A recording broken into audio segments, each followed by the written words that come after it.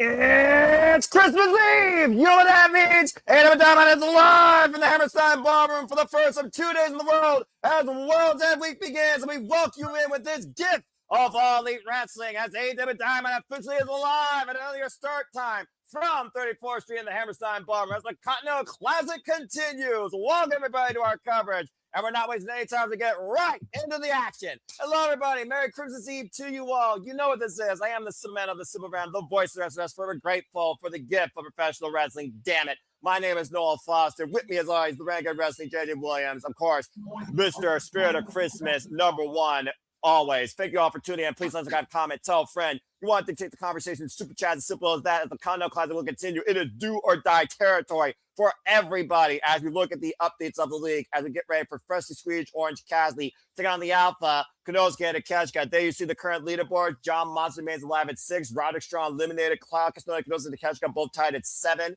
Máscara, Dorada at 3 and needs a lot of help to move ahead in this thing. And Orange Cassidy's at 6 and has a chance to take the head of the block if he beats the Alpha tonight. JJ, it's good to see you as always, my friend. Merry Christmas Eve to you. How are you feeling tonight about AEW Dynamite?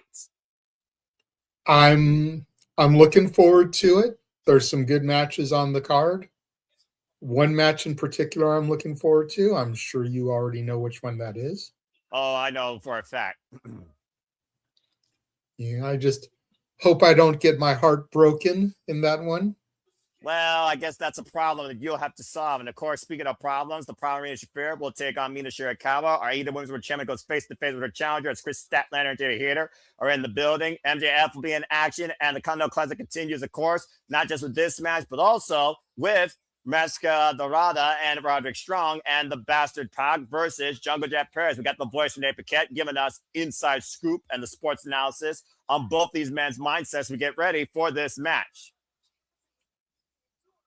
And we already know what Orange Cassidy's unorthodox style can endure and can bring. But the Alpha, who is trying to unify the world of professional wrestling, while, of course, going along all trends of every style, preparing, of course, for Yoda next week in the Tokyo Dome, January 4th. And stay tuned, folks. We'll be covering Wrestle Kingdom live here at the Super Reliable Studios. Commentary team to be figured out, whether it's me, because I'm a crazy mother effer. Find out. Again, folks, the Continental Classic. This is our annual round robin tournament AEW. 20 minutes time at 3 points for a win, 1 point for a draw. Everyone is banned from ringside. If anyone gets involved, they are fired from AEW. Capacity crowd on hand once again from the Hammerstein Ballroom. Referee Paul Turner for this contest. And the bell rings. We are underway. And you can watch them with us via TBS and your local provider or HBO Max and be part of the hashtag and the conversation using hashtag AEW Dynamite as this gift on Christmas Eve officially begins.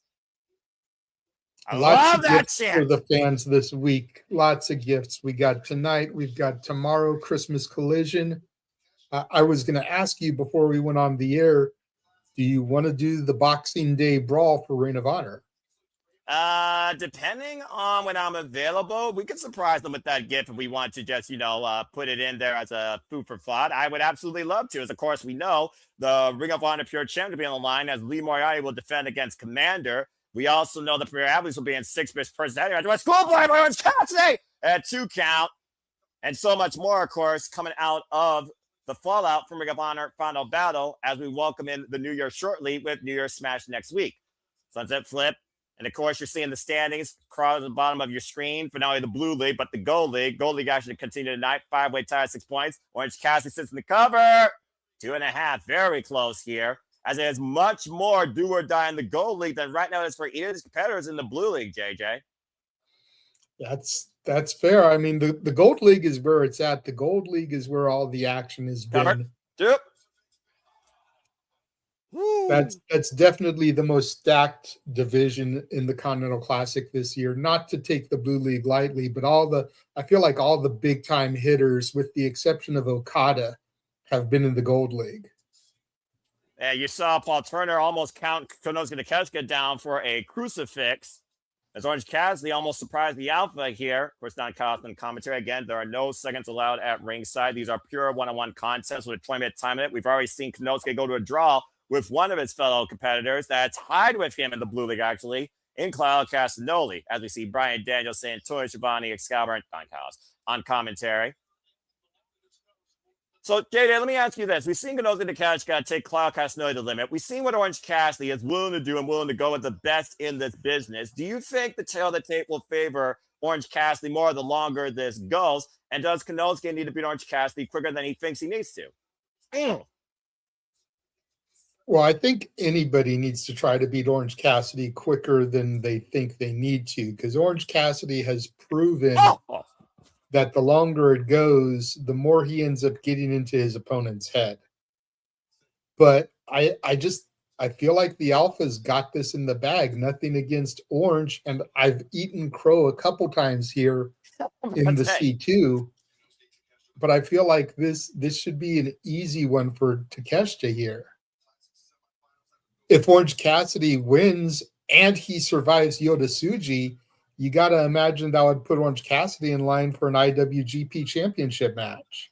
Well, that's it. Of course, the Alpha survives Yoda Tsuji next week, to your point, and sees the IWGP Global Heavyweight Championship as well as it's tile for tile in the Tokyo Dome. Not to mention, as we are also talking about the Continental Classic, the gift that's kept on giving in this professional wrestling tournament of unpredictability, tonight and tomorrow will officially determine our semifinals. As again, the top scorers, the top two of the blue and the gold, will advance to the semifinals at World's End. And the winner of those two matches will culminate our finals in this year's conclusion of the Continental Classic. Reigning and defending champion Kazuchika Okada is still very much alive, as the Alpha Konosuke Takeshita looks to upset him and prove that he is the best professional wrestler right now alive. Orange Cassidy snapping over, swinging a miss by Konosuke, driven at first in the top turnbuckle. Again, folks, the top scorer of the Gold League will face the runner-up of the Blue League, and the top scorer of the Blue League will face the runner-up of the Gold League. At this point in the Gold League, tiebreakers are going to be huge in scenario if we have any draws.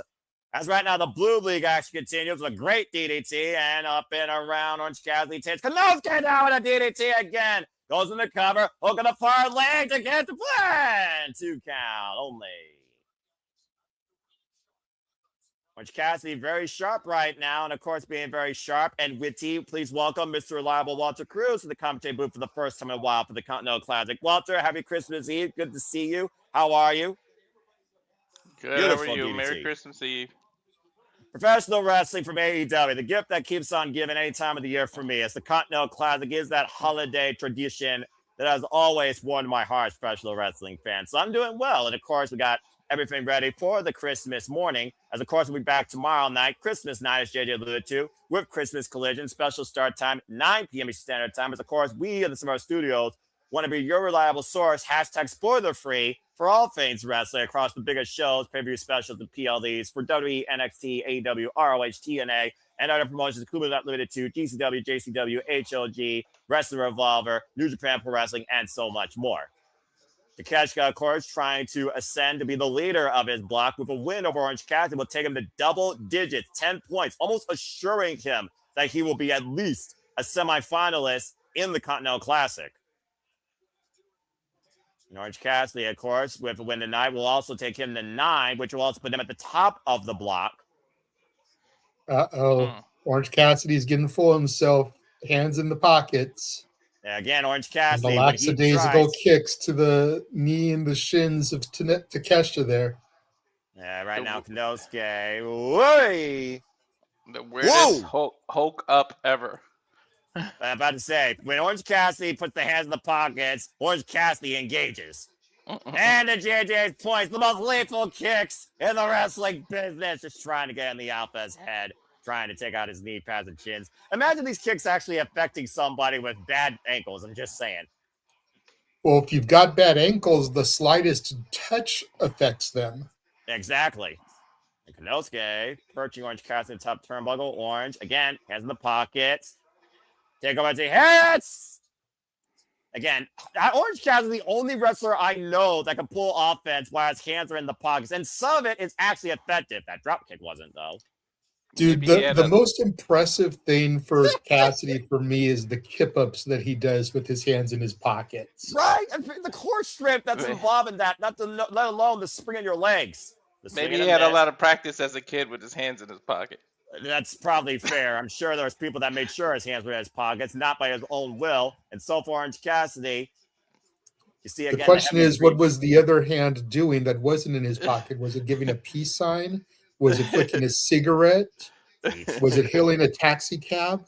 Oh, wait a minute. Boom! Thunder bomb! Doesn't go for the cover. I think Konosuke just feels insulted by Orange Cassidy's No, he lackadaisical just demeanor. even he No, knows that it won't it's get a just 3 that count. Takeshita has learned that blue thunder bombs don't get 3 counts. Shut Yep. the there's fuck no up, JJ. point in As we go to going restaurant off quiet of him. picture in picture. Fuck television.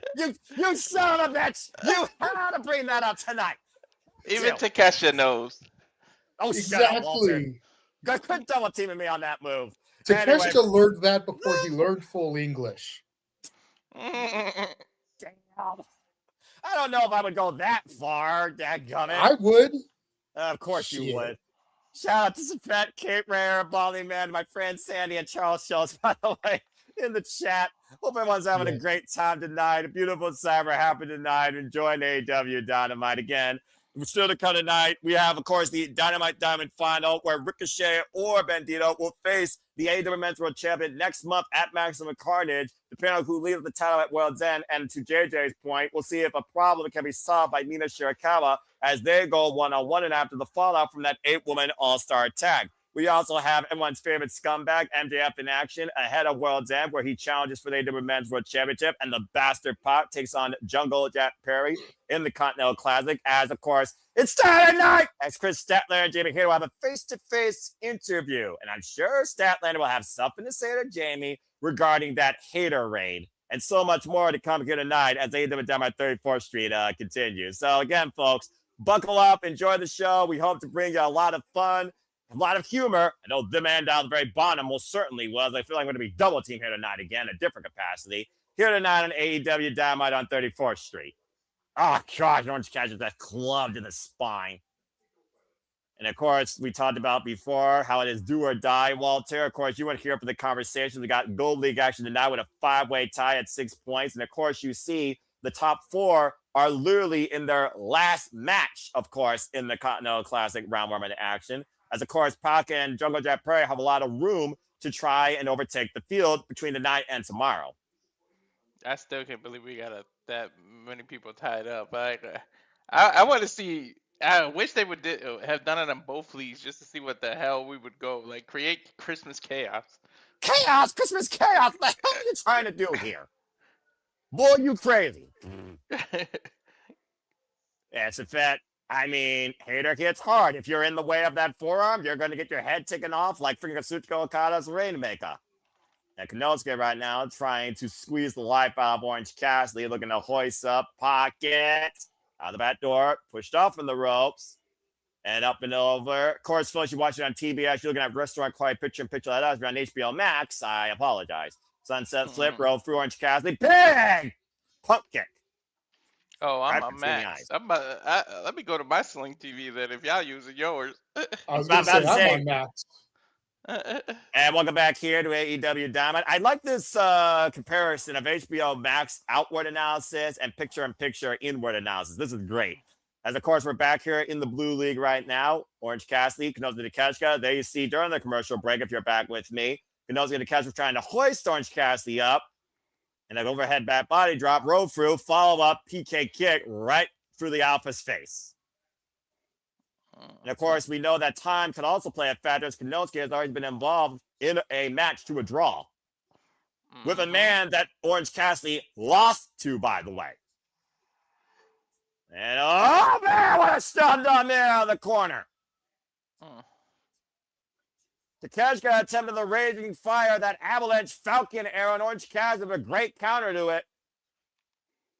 And Orange Cassidy, it's open, kill the DDT. That's the third impact, by the way, that those are tracking. Konosuke Takeshita's head. Yeah, and he keeps grabbing it, too. I saw it doing earlier. Take a look at the replay here, guys. Beautiful tope transition to the detail on the floor. Oh, man! Konosuke just ran through for Orange Cassidy cover. Look at the front leg and a kick of that, too. Again, that explosive offense by Takeshita is so damn lethal, Walter. And you see right now Konosuke bleeding from his mouth. Might have a busted tooth. Busted something. Probably was that PK kick from earlier. Now Takeshita, look up Orange Cassidy. Of course, Takeshita, current IWGP Brotherhood Champion after beating Zack Sabre Jr. at King of Pro Wrestling. Go for the Stone Dominator again, and Konosuke able to scout it. Hook Orange Cassidy up. Uh-oh. He's got the legs trapped. Orange Cassidy, though, trying to escape the Cazadora. It might turn to a wheelbarrow. Wait the roll through the cover. 2. Reversal by Konosuke into a wheelbarrow suplex. I love that freaking wheelbarrow suplex he does. That freaking deadlift. Went for the orange punch. Oh, rolling elbow connects by Konosuke. Orange punch connects. He got right back up and delivered that with some extra pump. And now goes in the cover to advance the blue leg. And Konosuke gets the shoulder up at 2. Ooh. Just escapes. They almost got me with that one. Well, we've already gotten by JJ, who admitted he ate crow not once but twice, saying that this is going to be a freaking easy win for Konosuke. Konosuke should win this. And you just saw a split second there of a difference, JJ. And once again, hat trick, you almost ate your own words. Like I said, I've eaten them a few times here. I'm prepared to eat them again. And if between tonight and tomorrow, I guarantee that I'm going to just have JJ Advance predict these matches to see how many times he eats crow. It's hilarious. Went for the orange plunge again. How much does Konosuke Orange Cassidy have left? You got to consider the clock's going to come into play here as well. We've got to be close to at least half the time limit here. At the least. Everything with Konosuke is just straight up strong style. Smash mouth in your face. Break you. Orange Cassidy, though. Big break on the apron. Well, he ain't the NJPW champ for nothing. Or IGWP, I should say. IWGP, International Wrestling Grand Prix, the standard of fighting spirit, founded on that lyre mark since 1972 for New Japan Pro Wrestling. And Orange Cassidy trying to break the standard right now of IWGP with a vicious beach break on the apron as both men are slow to stir.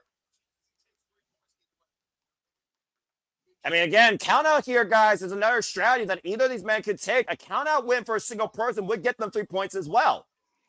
Sidestep, pump kick, miss, and Konosuke catches it and driven over the barricade. Get him back in the ring. Just go back in the ring. Take the count out victory. And Cassidy back inside him into your point, Paul. Turn it up to 6. There we go.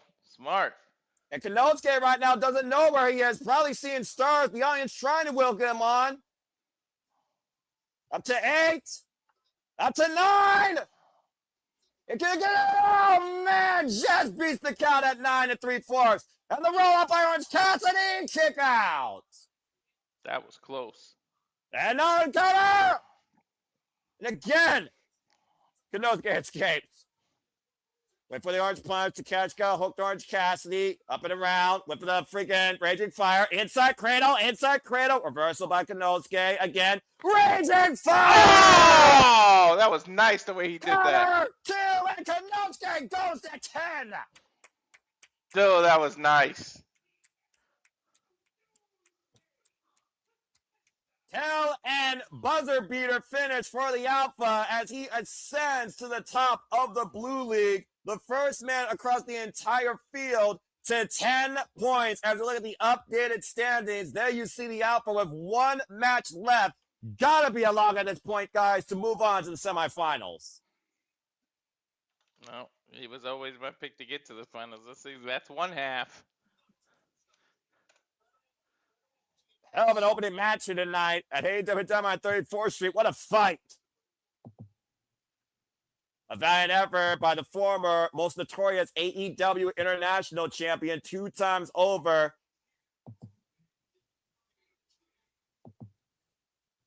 As we go to the Madman, Gabe Kidd, who has revenge on his mind towards one Darby Allin. Woo! That was great. I mean, again, this is why I love this shit so much. It's stuff like that that fires me freaking up.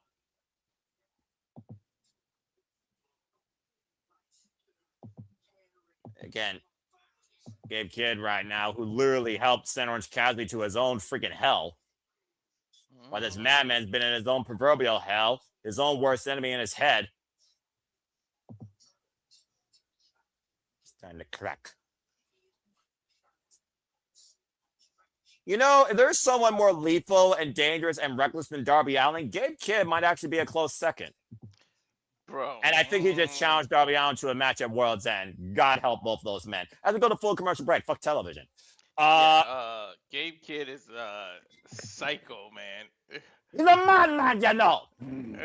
Anyway, and I'm freaking mad when it comes to professional wrestling commentary, by the way. So, again, folks, to bring you up to speed, John Moxley 6, Claudio Castagnoli 7, with only Roderick Strong left. John Moxley, of course, Orange Cassidy left. Both these men have shared wins and losses against each other in singles action. Konosuke Takeshita has now ascended to 10 with only one match left against the man that already beat Claudio Castagnoli, Máscara Dorada. So keep that in mind, by the way. And, of course, Roderick Strong, he is eliminated, but he still can play spoiler very much here. He beats Claudio Castagnoli, but also just getting up on the board against Máscara Dorada would also help him try to eliminate Máscara Dorada. At this point, Roderick Strong is the spoiler of the Blue League if he wins both his matches. And Máscara Dorada and Roderick Strong is still to come later tonight, while Orange Cassidy remains at 0 with one match left against, as I said, the Death Rider John Moxley. So Blue League is still very much more dynamic, but it's going to be extremely hard now to upset or remove Konosuke Takeshita, I think, from the semifinals picture.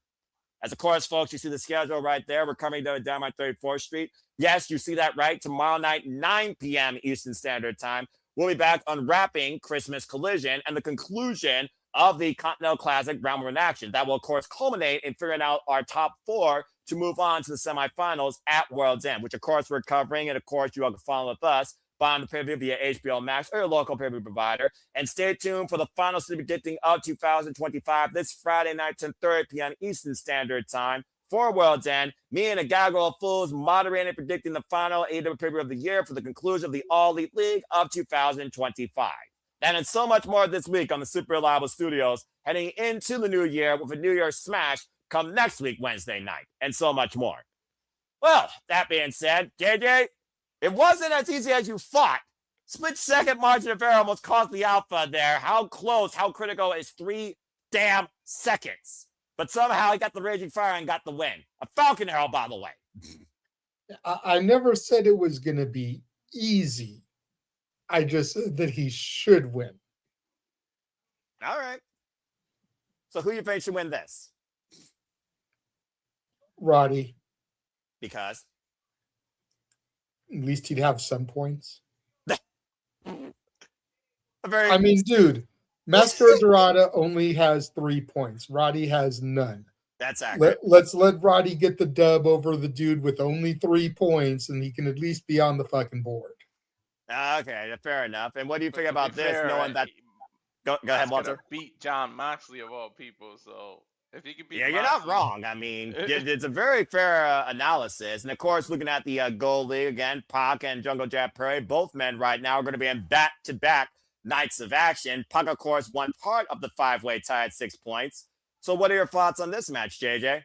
Do you think I want this one to go to Jungle Jack. That way, for at least a split second, everyone in the Gold League has 6 points. You're crazy! A 6-way tie? We've still got more matches to go. But I'm just saying, like, how crucial would that final win be going into Christmas Collision tomorrow if we go in with a 6-way tie? I mean, that's fair. And, of course, we just saw FTR still the AEW Tag Team Champions to be in the Bang Bang game. And let's go ahead and see if your prediction comes to fruition as the Continental Classic continues with the Messiah, the Backbreaker, and the Master of the Rose. Time for Roderick Strong versus Máscara Dorada. I told you, Christmas chaos. Look, sometimes chaos at Christmas can bring a peace to a person's heart that's a professional wrestling fan. And AEW Dynamite on 34th Street is proof of that. For the second year in a row, might I add, from the Hammerstein Ballroom. And of course, Roderick Strong, originally, everyone considered him a substitute for Kyle O'Reilly. For if Kyle O'Reilly wasn't injured, the Violent Artist very well could have been the Continental Classic. As Roderick Strong said, he's doing this for himself and looking to break every motherfucker's black. So far has not been able to back up those words. The only man right now across the entire Continental Classic field with 0 points. But we know Roderick Strong will not go down without a fight, even if it means ultimately he's still defeated, Walter. Yeah, that's true.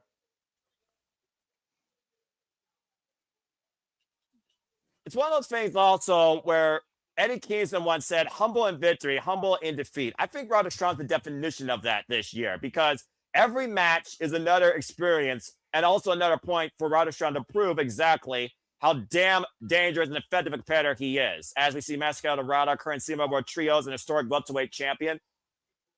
Not necessarily eliminated, but needs a lot of help here. Win or lose, he's just happy that he gets to still be in the ring after what we thought was going to happen. Right? And again, if Máscara Dorada wins both his matches, he will be at 9 points, just short of Konosuke Takeshita. But pretty much if Máscara Dorada loses this, you might as well call him eliminated. Okay, The thing about these round one tournaments, you can't consider elimination even if you are eliminated. You got to consider every match is important. Claudio needs that win just to tie Takeshita. And remember, Máscara Dorada owns the tiebreaker over Claudio Castagnoli. Claudio lost to this match luchador. And again, folks, special night and time tomorrow night, Christmas Collision, 9 p.m. Eastern Standard Time on TNT and HBO Max. And again, it's going to be a big 2.5-hour broadcast, so y'all better have all your eggnog and everything in order and put the kids to bed. Roderick Strong going for the single leg takedown. And of course, with Roderick Strong, you get a very more, to Walter's favorite form of wrestling, transitional or scientific type match versus the strong style bout we got in the first one. Breaks the grip and grabs wrist control of Máscara Dorada. And again, thank you all for tuning in. Please subscribe, comment, and tell a friend. Subscribe to Rage for Wrestling. Subscribe to Bad for Wrestling. Subscribe to Cassidy Studios. And again, just enjoy life and enjoy professional wrestling no matter what company. It's as simple as that. Looking for the rope break. Referee Brandon Martinez, by the way, for this contest. And of course, like I said, coming up this Saturday is World's End. Next week, we have New Year's Smash, the final Dynamite, the final wrestling show of the calendar year 2025, as well as Maximum Carnage. And of course, that all leads into Revolution in the new calendar year as we keep you in tune with all things All Elite Wrestling and so much more. What a beautiful way to count down to the new year with a New Year's Smash on New Year's Eve, AEW Dynamite, December 31st. And again, you still get your tickets at AEWTX.com. Interesting modified armbar here. You'll probably pay reasonable fucking prices. Look, the economy is what it is, and business, top 1%, and bloody suits are what they are, no matter what freaking entrepreneurship you deal with, all right? You just got to make the best of any situation. And Roderick Strong trying to make the best of this situation, trapping Máscara Dorada almost into a camel clutch or accolade. Máscara able to slip out of the back door. And Máscara Dorada right now tying up the legs of Roderick Strong, possibly looking for a modified Romero special. You see the way he's applying pressure to the back of the knees of Roderick Strong and hoisting him up high, hyperextending the arms behind his side. Uses a lot of core strength and drops him for a 2 count. So that was really interesting, the fact he moved the Romero special into a pinning predicament. It sure was. You don't usually see that. You usually see a lot of people exerting a lot of energy, holding them up vertically above their body. Side step. Máscara Dorada. They will land on his feet. Reverse roll. Roderick Strong.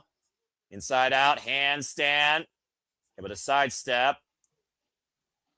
Máscara Dorada. Set up and over in the apron. Beats Roderick Strong to the punch with the Enziguri. Big Gaminguri. Again, Walter, you've been impressed with Máscara Dorada since his showcase at AEW All Out against Konosuke and Okada. Oh, yeah. And of course, we saw Sky Team successfully retain the CML World Trios Championships at Wrestle Dream against the Donkawas family. Both these men battling out for 3 points. Máscara Dorada out to be alive! Oh, gosh! Deposit with a short-range blue thunder bomb on the apron, rearranging Máscara Dorada's spine. As this match continues in the Continental Classic Restaurant Clyde picture-in-picture. Fuck television. I don't know why that still gets me when you say. Because as long as I live and breathe, you will never find a day where I say, I love TV. And again, Roderick Strong taking advantage of Máscara Dorada on the outside to bring people up to speed. Looks like GCW might have a show next week on New Year's Eve as well. Well, JJ will have to double check them. I have to confirm if we're, of course, doing a watch along for that. Of course, try and keep up with everything here. They do. We are.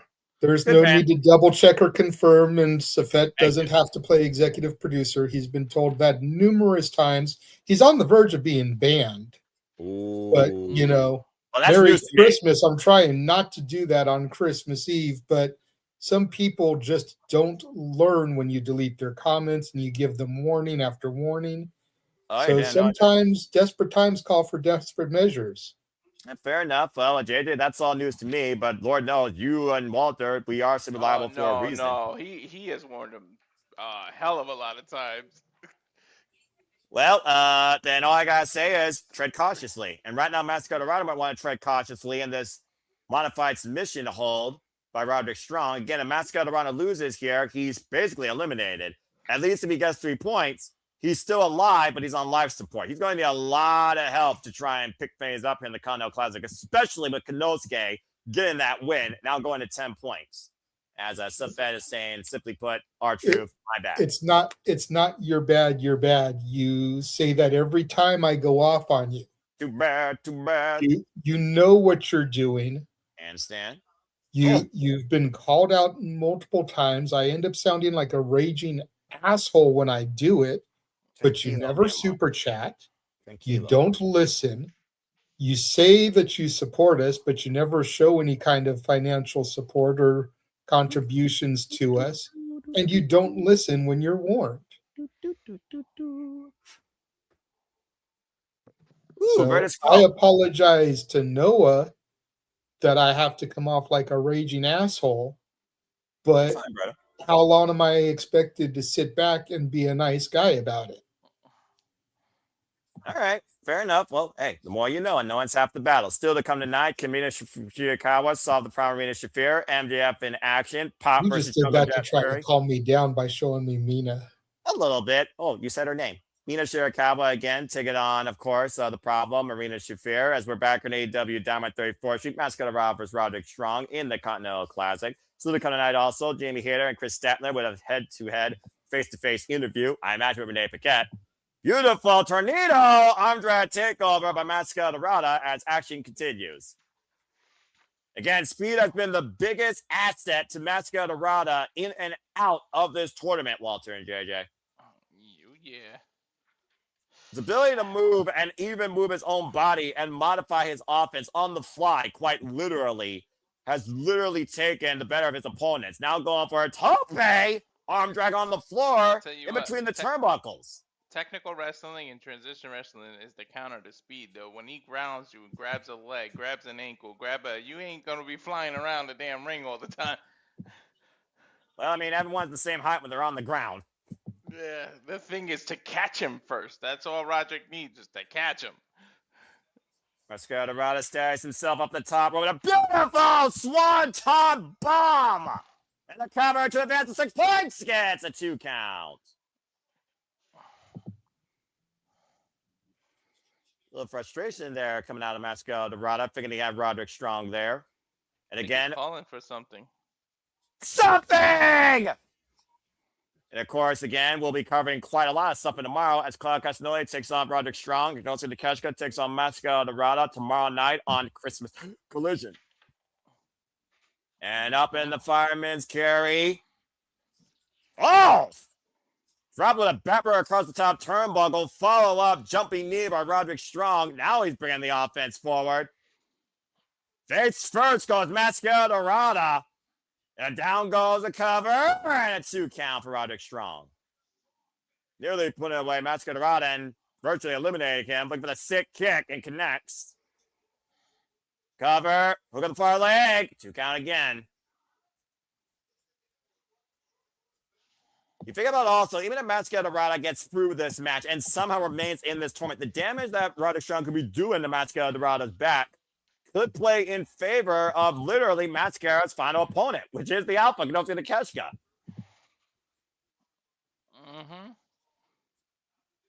Roderick Strong How many more at this matches point would Roderick have left? If he wins this, he'll get 3. Cover, hook the near leg. One more time. Yeah, there's only one more match for both of these men. As you saw, Roderick Strong's final opponent is Claudio Castagnoli. Backbreaker over the knee. ROH represent, by the way. Mm-hmm. As Roderick strong to JJ's point, looking to pick up his first 3 points. And hoisting Máscara, who escapes. Kick to Roderick strong. And right now, Máscara Dorada drawing even here against Roderick Strong with this exchange. Once again, going up to the top rope.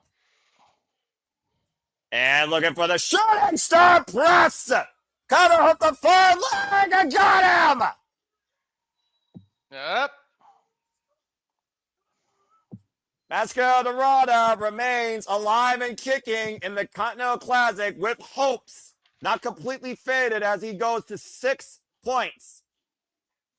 And heading into a 3-way tie now with Jon Moxley and freshly squeezed Orange Cassidy, with, of course, each of those 3 men. Everyone now only has 1 match left. And we just saw Cassidy lose. About to say, can Takeshita be beaten? That is the question. Because if Takeshita wins, he's a lock, period. That's true. Again, tomorrow night, Konosuke Takeshita's final match in round-robin tournament action against Máscara Dorada. Can Máscara surprise the world again like he did Claudio Castagnoli? Ooh, what's this? 2025, course, has been an incredible year for AEW. And again, I can't thank people enough who have followed us on this all-elite journey. Countless moments, countless matches, incredible one-of-a-kind highlights and championship changes, of course. And please stay tuned, of course, for, of course, my little simple graphic of my highlights of 2025, as I did, of course, for WWE, TNA, and NXT. And stay tuned for the conclusion of the All Elite League with predictions for Mommy and Pappelallee next week. Of course, confirming this year's winners of the All Elite League, primarily for the Galaxy, because I guess I'm unstoppable, according to people. But anyway, I honestly might retire at this point for predictions. I don't know. I think this is becoming too easy for me. Hey, listen. I'm all in for life. Anyway, again, also subscribe to the Jeff Meacham Network, of course, as, of course, that will be rebooted next year. I want to give a special shout out to, of course, been my favorite Elite Wrestlers of the year in Timeless Tony Storm, which, again, JJ has spoken verbatim, the best character in modern day women's wrestling history. But, of course, Mina is his fave right now. And we go to Renee Paquette. Everybody love Mina.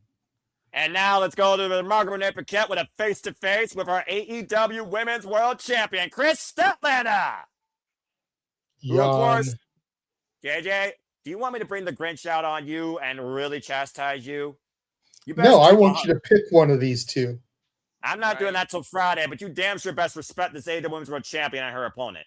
Anyway, Kris Statlander, of course, who waits for her opponent, Jamie Hayter. And again, last time Jamie Hayter and Kris Statlander went one-on-one, it was the Owen, and Jamie Hayter won. Easily 2 of the most popular and powerful women on the All Elite Wrestling Women's Division roster. And again, this Saturday night, Kris Statlander and Jamie Hayter go to war and hit hard over the AEW Women's World Championship. I can't fucking wait for this match. Let's see what they gotta say. Oh, man. Pick Noah. Shut the fuck up, Walter. That's not valid right now. Pick Noah. Shut the fuck up, JJ. I'm trying to hear what these 3 incredible women have to say. Pick Noah. Well, decided to give it a shot because she knows that get things taken away.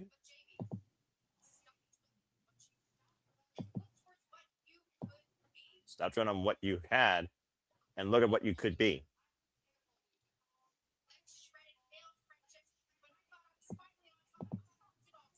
Yeah. Kris Statlander. Yeah, again, you can't stop forever. Bring Statlander, damn it!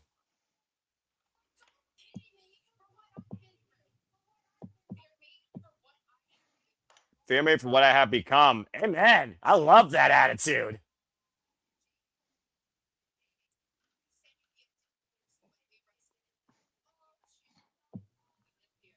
Kris Statlander seemed felt all too familiar when the last wrestled. True that. Jamie Hayter doesn't have the gold, and she also lost the Owen. Well then, you'll be face to face with the Cosmic Killer. Guy's the greatest. And Kris Statlander wants Jamie Hayter to prove something. I don't blame her. Strong words by the champion.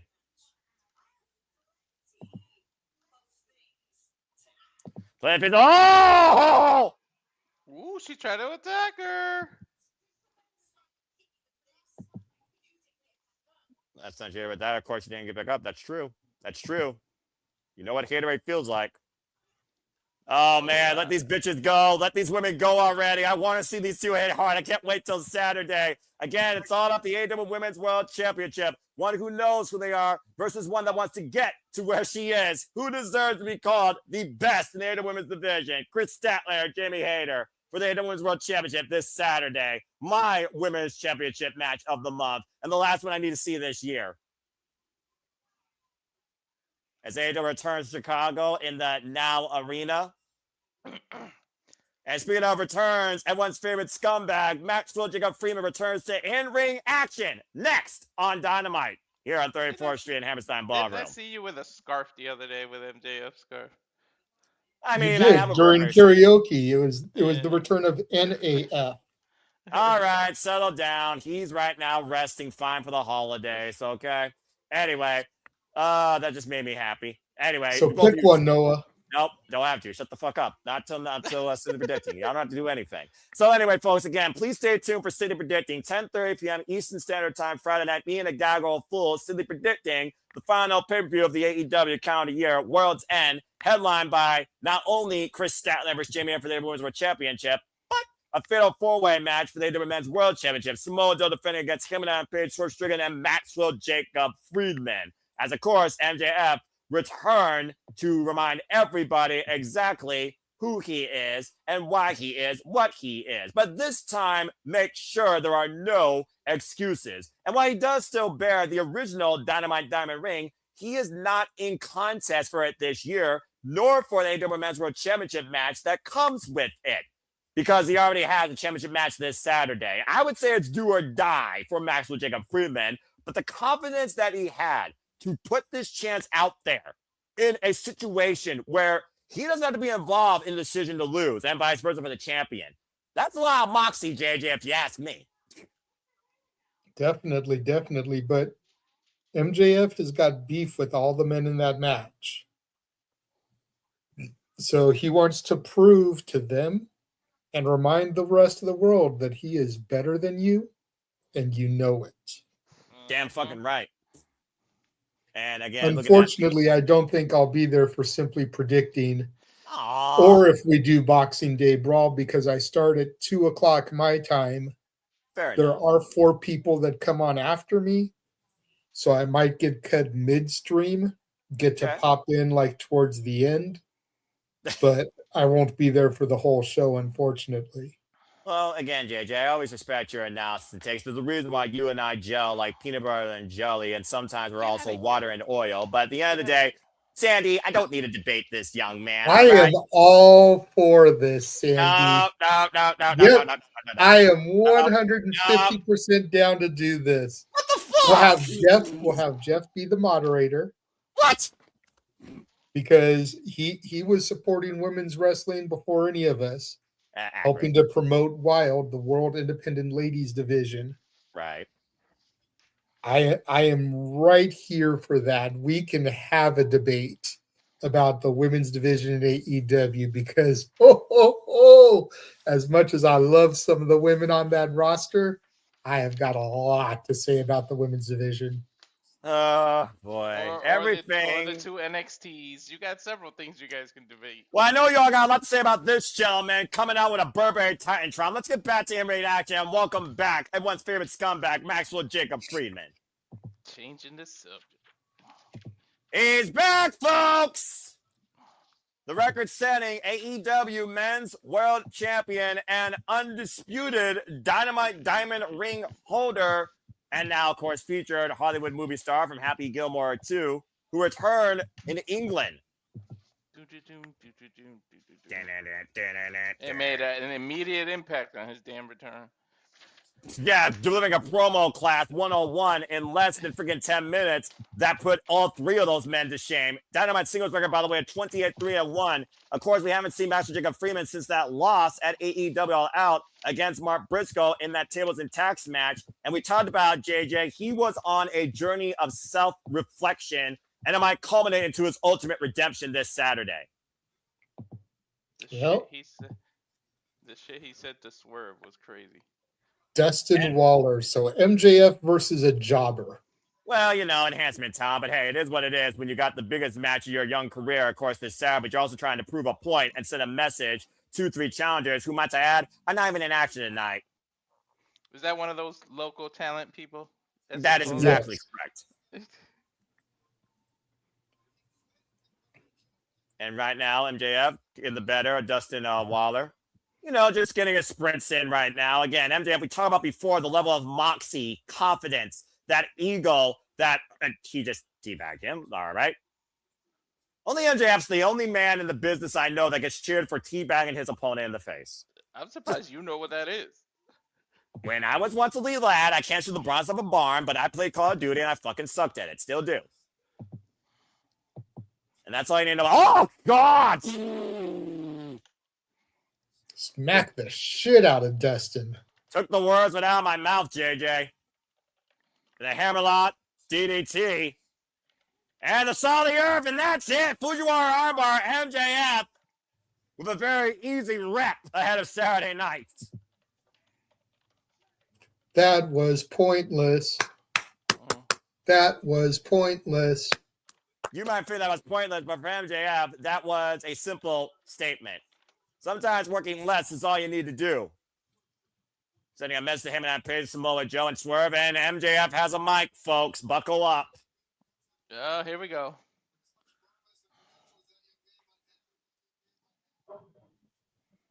Let's hear what everyone's favorite scumbag has to say.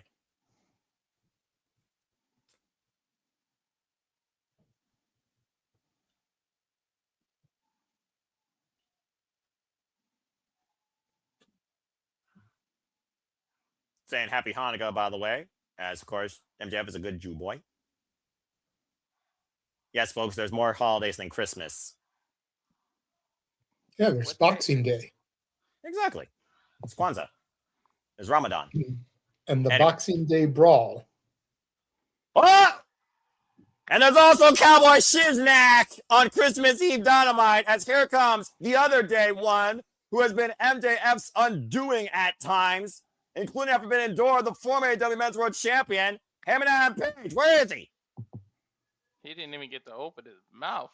Well, I mean, he said enough back in freaking London, and there is Hammerstein Page from the audience. So Joe and Swerve are going to come out too. We know well, Heyman does have a mic, and let's be honest here, guys. Whoever wins this match Saturday is going to lead AEW to 2026. Let Hangman get physical. We don't. Him on the mic doesn't always. I don't know, man. We've seen Hangman pick up his mic game as of late when it came to how proud he was to get that AEW Men's World Championship out of that briefcase. And again, this guy, his Joker, was part of the reason that happened. As here comes Swerve Strickland, and might I add, Swerve and MJF have no prior in-ring history in their respective careers. Shout out to the Wu-Tang Clan, by the way, who collabed, of course, Swerve's new theme. Heyman Page, Swerve Strickland, and MJF extremely focused on the task at hand this Saturday. Well, there's three parts of the equation. Where's the fourth? And does Samoa Joe give a damn?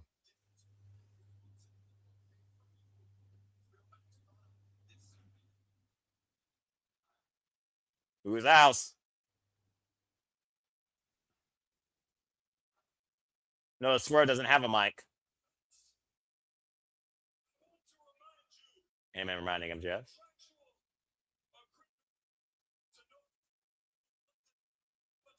Your trust agreement got left in England, but now we have wait.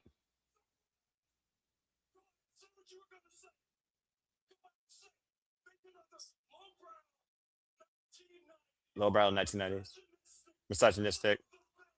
Bottom of the barrel. Damn.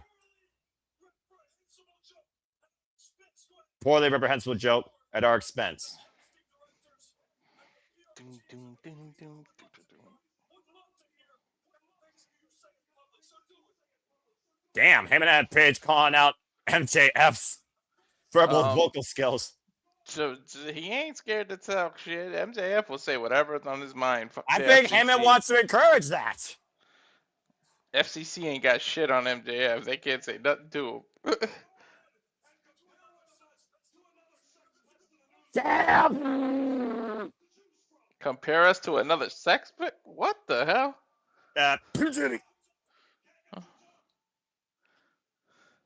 Well, MJF did talk the talk, but uh-oh.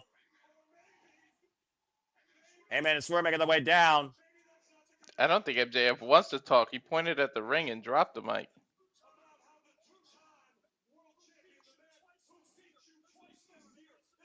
About to say, Heyman did beat MJF twice this year, both on pay-per-view. He is a star. All three of these men are stars, but MJF arguably is the bigger star of the three in his own mind. And he is still the longest reigning men's world champion. Regardless of what you say, you're still going to get your ass kicked. Well, this is what happens when your confidence can't cash check. Wait a minute. The Paz, Hobbs, and Hook sending out the Ops Dojo. Are they there to beat up? MJF? I was there to beat up everybody. Clearly, Samoa Joe doesn't want anything to do with any of these men. Trying to protect him, of course, from three most lethal men here. Swinging and missing. Samoa Joe showed that he can beat. And there's Joe backstage, of course. Training exercise. Real threat. We don't have to expose your true natures. I'll clean out this hate for me. I mean, there is a lot of hate amongst all four of these men. Joe's not lying.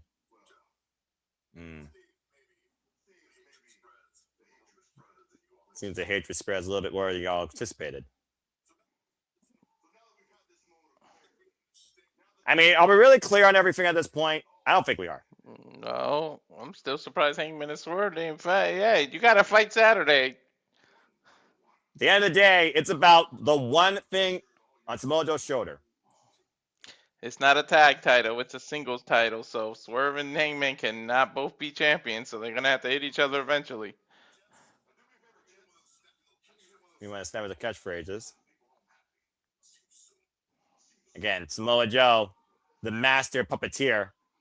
MJF, just got brained by Hammer with a steel chain. Why would you walk in on two people with chains? Well, MJF, welcome to Swerve's house. House call connects. Come on, Hangman, pick him up. Is he going to hang him by the chain? I'm about to say, the Hangman, who literally has been the bane of MJF's existence. Oh, Swerve wants Mike. Swerve has something to say. Okay. Ooh. We spilling secrets.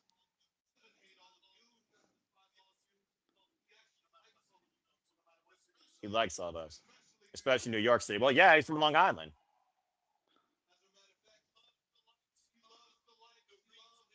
Left the likes of the retreats. Left the comments. Love your spine, but he does. Because it helps his fragile little ego. I don't think Swerve's lying.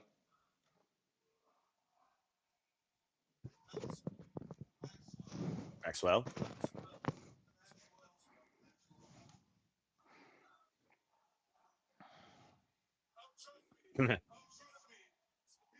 It's about to be Mike's about. Uh-oh. Oh, no.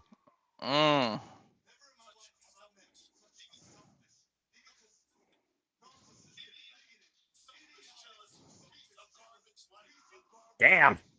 Enough adjectives right there. Damn, Swerve. Don't hold back at all, sir.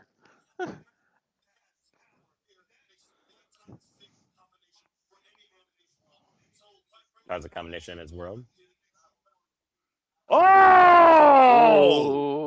Ooh. On him or did it hell ever will be?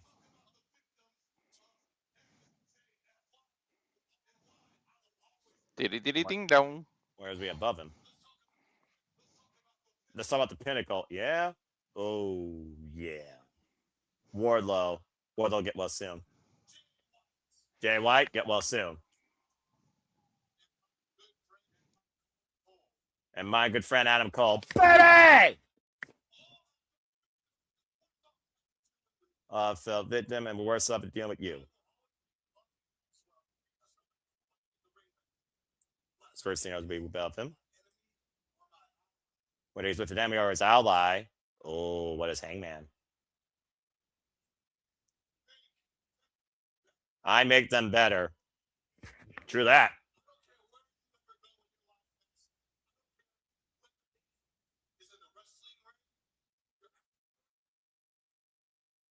Damn.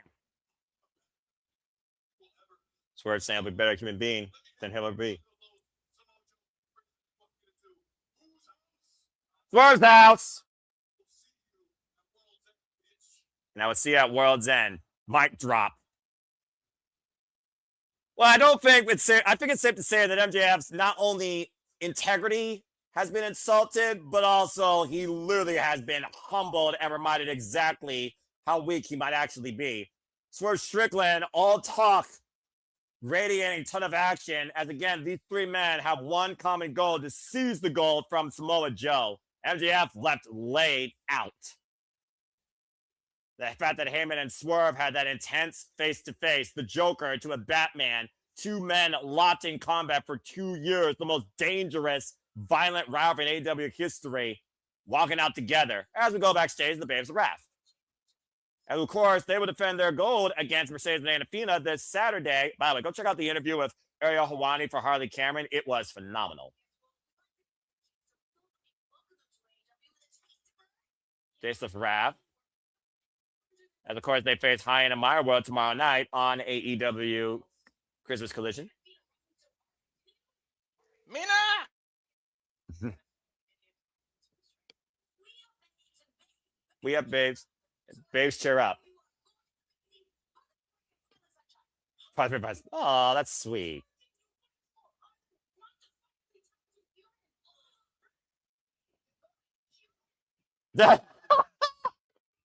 Freaking give it, Renee Paquette. They're blowing smoke up each other's chimneys.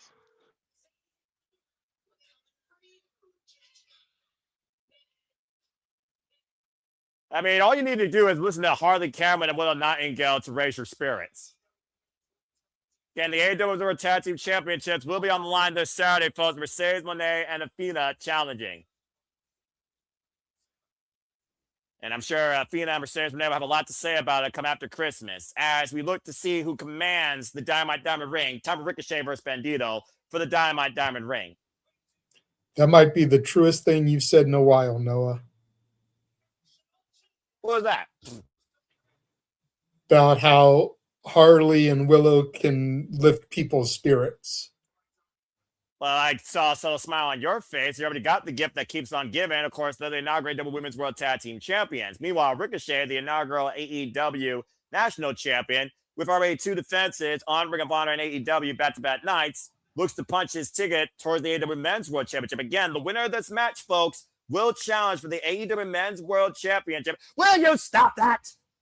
At Maximum Carnage next month in January in Phoenix, Arizona. Ricochet, of course, accomplished what he wanted to accomplish towards the tail end of the year. Of course, last year, he made it to the semifinals of the Continental Classic, losing to, of course, the then champion that became Kazuchika Okada.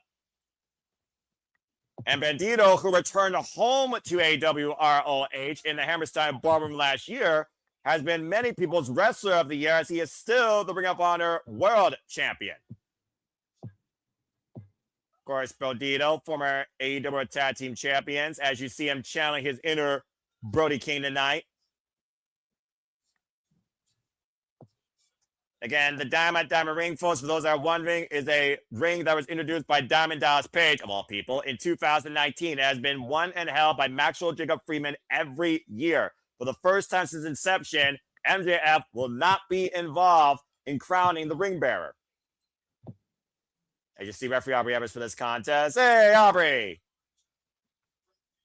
As again, Maximum Carnage will be from Phoenix, Arizona.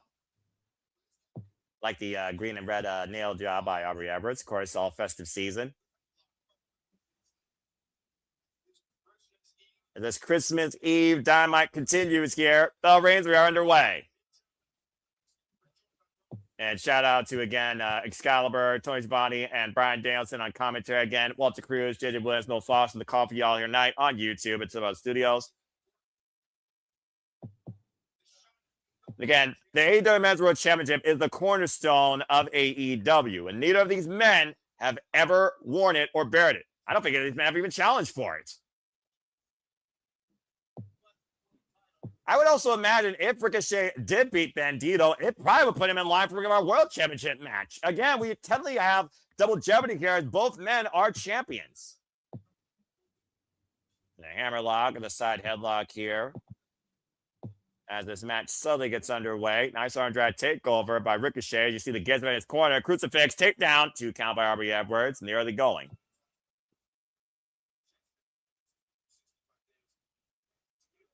Bandido, of course, has been Ring of Honor World Champion since AEW Dynasty back in April, beating Chris Jericho with successful defenses against the likes of Hechicero, Konosuke Takeshita, amongst others, including Máscara Dorada down in Mexico.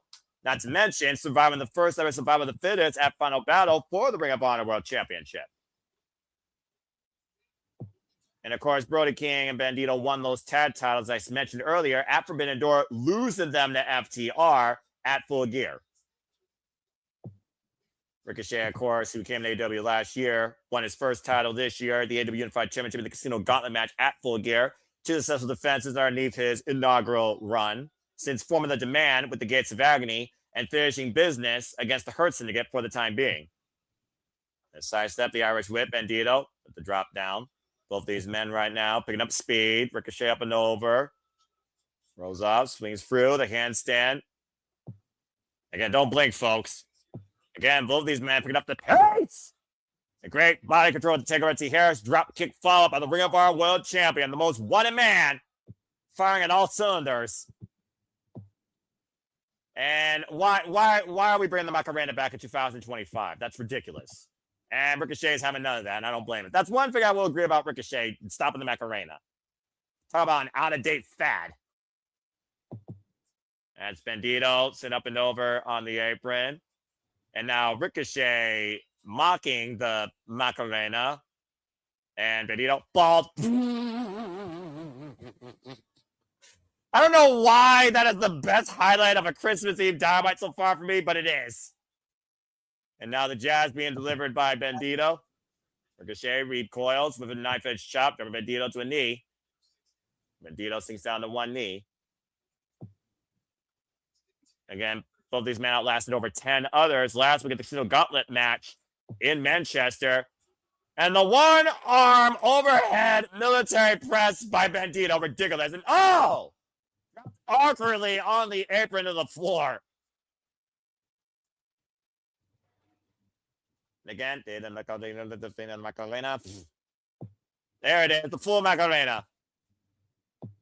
And the audience literally saying Macarena. What the fuck? As we go to this replay, I guess some things don't die as much as Christmas carols and hymns and Mariah Carey, who falls out overnight.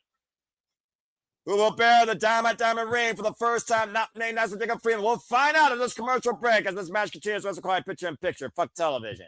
Well, now we got a moment to breathe. JJ, your thoughts on everything Swerve Strickland said regarding MJF? He had some fire bars there that no lies detected. Swerve speaks the truth. Stop him when he was telling lies, JJ. I dare you. Did you hear me stop him? Nope. But we did also just saw MJF laid out as Hammerstein Page restrained him. And Samoa Joe saying, of course, I'll see you all Saturday, giving a little warm-up exercise with those freaking dojo jobbers who basically Samoa Joe sees the hate goes far beyond just him. And it's almost like Samoa Joe wants to exploit the animosity amongst all three men to his advantage. But what we just saw there, it looks like him and Page and Swerve Strickland have a mutual agreement of respect. And that could be the downfall of Samoa Joe in either capacity for those men to become a AEW Men's World Champion. Just putting it out there for you folks. We take a look at your comments here real quick. Here's a note that the belt Ricochet holds is supposed to be defended on AEW partners, and yet not on the Carver Ski 20 like that for Dynasty. To be fair, Sandy, that was Wrestle Dynasty, a culmination of all partners of New Japan Pro Wrestling, AEW, CMLL, ROH, and Stardom. New Japan Pro Wrestling's Wrestle Kingdom is exclusively New Japan Pro Wrestling founded, as always, January 4th of tradition. And this year culminates with crowning the gold end of a man's career, Hiroshi Tanahashi, Mr. New Japan himself. That's the same bill with the Torber's front of Ricochet. No, it was. Well, yes, it was. After, of course, the toilet paper teepee shower at the World's End pay-per-view in Orlando, of course. But you're absolutely correct. And the Macarena is, wow. Well, I'm 30. What am I? I'm 33. So, okay. So, it's not as old as me. Well, that makes me feel a little bit better about myself. And that, folks, proves nothing for Saturday, according to what JJ was talking about with that match. It was out of the tournament yesterday, much better than MJF. We know it. Truth be told, two different worlds, Sandy. And Pro Wrestling Noah pushes their wrestlers farther in the ring. Cover two, count only, as that's the only thing Pro Wrestling Noah does, of course. And you all can push yourself in higher education. I wish you all the best that are on the road to graduation or had a great fall term. Shout out to the virtuoso Dion Perazzo, who got her higher degree at Southern New Hampshire University. Of course, the inaugural Ring of Honor Women's Pure Champion. Again, folks, higher education, guys, the future. So again, grow yourselves and strive each day to be better and never stop learning. This is a simple public service announcement from the simple man with a degree in IT, 15 years strong. And welcome back here to AEW Dynamite on 34th Street for the Dynamite Ring. Walter Cruz returns on the call here with Ricochet and Bandido locked in combat here to become the bearer of the ring and earn a AEW Men's World Championship match next month in January. My 90-pound Doberman thinks he's a Chihuahua, could squeeze into little places and knock the router out. I mean, it doesn't take much to friggin', unscrew a cable, but I do wonder how much it takes for Ricochet to beat Bandido, considering Bandido has been a man with one arm, outlasted 5 other men, and has literally been arguably most people's wrestler of the year, Walter. Mine.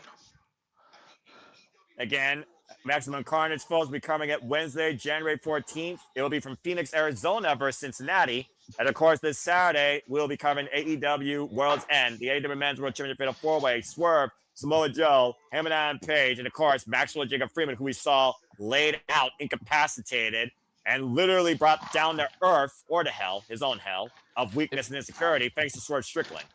If you guys got the ROH service, go back and just watch Bandido versus Edge Cero from a couple months ago, and that alone will let you know why. Yeah. For his honor. You can actually find that match, I believe, on YouTube now, too. Both these men rolling underneath the bottom rope, and Ricochet holding Bandido, and then, oh, man!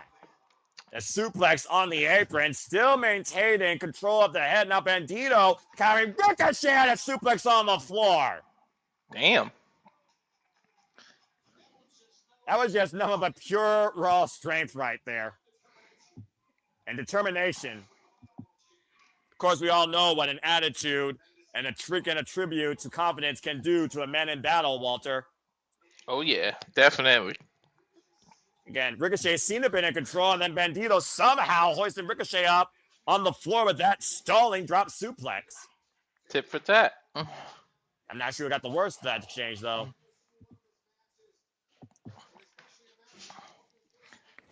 All right, Bandido hoisted up by Ricochet, skips out of the back door. Back elbow strike connects. And again, these opportunities, folks, to challenge for a world title, they are not easily earned. Few and far between. Few and far between. Bandido hoisted up. Possibly looking for vertical. Sits in the cover. 2 count. Ricochet reversal. And Aubrey gets a 2 count again. Whoa! A monkey flip. Ricochet lands on his feet. Watch out, Aubrey. Bandido. Whoop, whoop, whoop, whoop, whoop, whoop, whoop, whoop, whoop, whoop, whoop. And pulled down by the hair. After Aubrey was sandwiched in the corner. And now Ricochet hoisting up Bandido. Vertigo! 1, 2, kick out. Ooh, he kicked out. Think about this. There was no pressure on the shoulders. Poor ring IQ there for Ricochet, despite being once called the king of the Indies. Poor positioning on the cover, Walter. I think San Bandido there. Yeah. Yeah, I see it now in the replay. Yeah, he thought he had it. Hand in hand, won. Shit, I thought he did too. He's not the ROH champion for nothing, man. Again, ROH champion since April as Ricochet looks to load his spirit gun.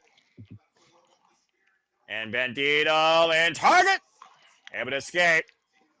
Looking for How first the kick. hell? Has a knee. And a super knee strike. Back heel kick from Ricochet. Now Bandido. Center of the ring. Ricochet, what's he looking for here? Hoisting up the Ring of our World Champion. Onto the shoulders. Possibly a death-eye driver. Bandido turns it up. Plays the Dorada. Bring him bobbleheading Ricochet. Worse than Devon Dudley. And the dealer might look to show his hand. Hit the jackpot. Looking for the 21. Plans on Ricochet. Lands on feet. And the counter. Sits in the counter. Deep counter. And Bandido having a kick out. Wow. Somehow Bandido was able to escape that reverse roll-up off the attempted 21 plex that Ricochet countered. What the hell? Caught mid-air into a tire guard position and turned into a... Oh, I thought I was going for Styles punch. Instead, sits down the powerbomb and a 2 count again. That was incredible innovative offense by Bandido. I thought I was going for Styles Clash there, guys. Look at this. And he reverses in midair into a sit-out powerbomb. And nearly won the Dynamite Diamond Ring with that move. I've never seen anybody turn a Styles Clash into a powerbomb like that. Bandido now to the top of the Latino heat. Went for the split leg frog splash. Ricochet able to get out of the way. Oh, it's a knockout of the way of that kick. And the gut wrench by Bandido. And now, up on the shoulder, possibly looking for the X-knee! Ricochet out on his feet. Bishop Contoleone, a sense of urgency as Bandido looks to go for the 21 plan. Bishop Con saving his teammate. Oh, and a nail kick! And Aubrey Evans didn't see it because Contoleone with the distraction. A spirit gun counter, crucifix, roll up by Bandido. Bandido wins!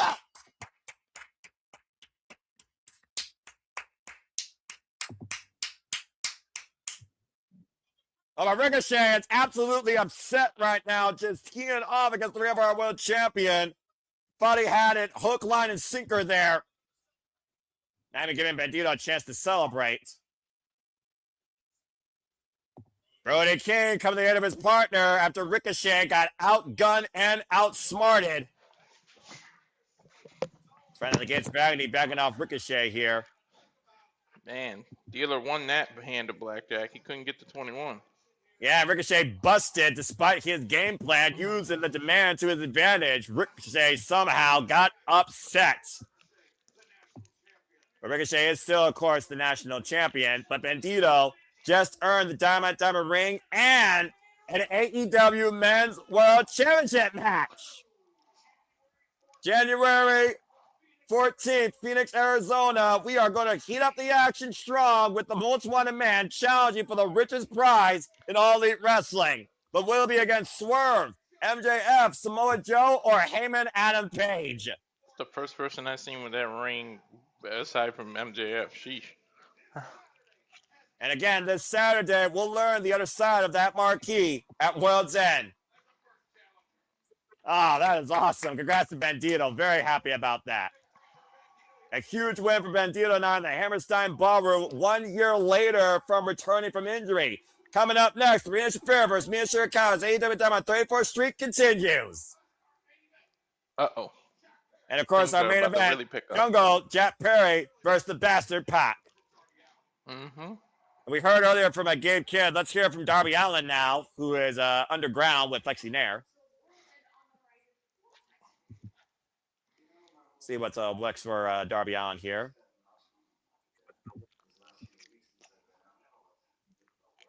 And that's time to figure out where he's going. Guys. Somebody's creeping up behind him. You know exactly who that is. Oh, shit.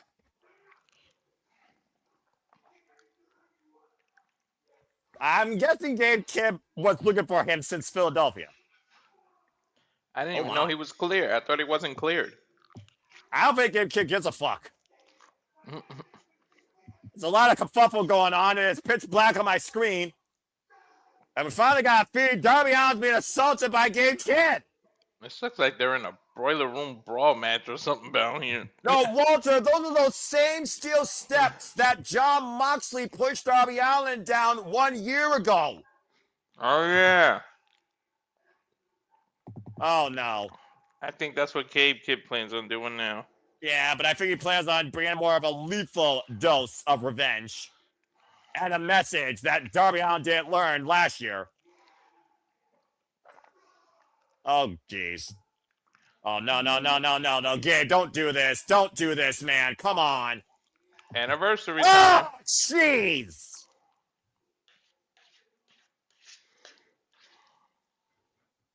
Well, I don't know if Darby Allin's even going to be in a condition to compete against Gabe Kidd at World's End. I don't think Gabe Kidd gives a shit. I don't. As long as he got his hand on him, I don't think he does care. Yeah, who's the more dangerous of these two men? You be the judge. I don't Darby Allin know. might need even more help as we go to full commercial break. Fuck television. Don't forget that match we saw at the beginning of this year with Gabe Kidd and Kenny Omega. That's fair. The definition of Tolkien, Fighting Spirit, Wrestle Dynasty, January 5th to your point as January 4th next year will be a Rosanagi's final match against his greatest rival, Kazuchika Okada. And that will be the main event of Wrestle Kingdom 20. Anyway, congratulations, Bandido, the new number one contender to the AEW Men's World Championship and the new bearer of the Dynamite Diamond Ring as Darby Allin versus Gabe Kidd at World's End. Up in the air at this point, but knowing Darby Allin's a crazy motherfucker, JJ, I have a feeling we're going to get that match. And I'm scared what they're going to do to each other. Yeah, you're not scared. You like violence. You like hardcore. You like brutality. You're a sadistic man. You admitted it. I don't need to see a person lit on fire, JJ. Or someone stabbed. But anyway, that's a different conversation. I'm telling you, Darby's hospital room is already reserved. He has a room reserved in every hospital in every state in America. This hospital room is already reserved. Damn, Walter. Anyway, to bring people up to speed here, of course, action nonstop here. This is still nonstop action, I'm for Steve's sake. Damn. Again, we heard MJF. Well, actually, we didn't hear MJF. We heard Swerve Strickland literally insult the man's insecurity, knowing how much he actually needs the fans, loves the fans, but Swerve's a better human being, a better wrestler, and one thing that once he was, a better husband. Damn. And no matter what Swerve is, he will always be better human being than MJF, as MJF was incapacitated after a freaking house call, being literally trapped by a chain of circumstance by him and Adam Page as Swerve and Heyman looked at one another. As Swerve says, no matter if I'm against a rival or an ally, anyone I'm in the ring with, I make them better. Now, the question here is, Swerve and MJF had never been in the ring together. So did that segment lead to Swerve making MJF better? And will that result come at World's End this Saturday? Again, MJF put all his chips in. He either loses here or he is done. Period. Wins or he's done. Period. I think I just made JJ think about the psychology there, considering, again, Swerve and MJF have never, ever met each other in a wrestling match in any capacity. See, I find that hard to believe with the independents, you know? I looked.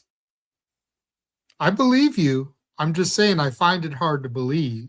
Right? That's what I was like. What the hell? Anyway, continue.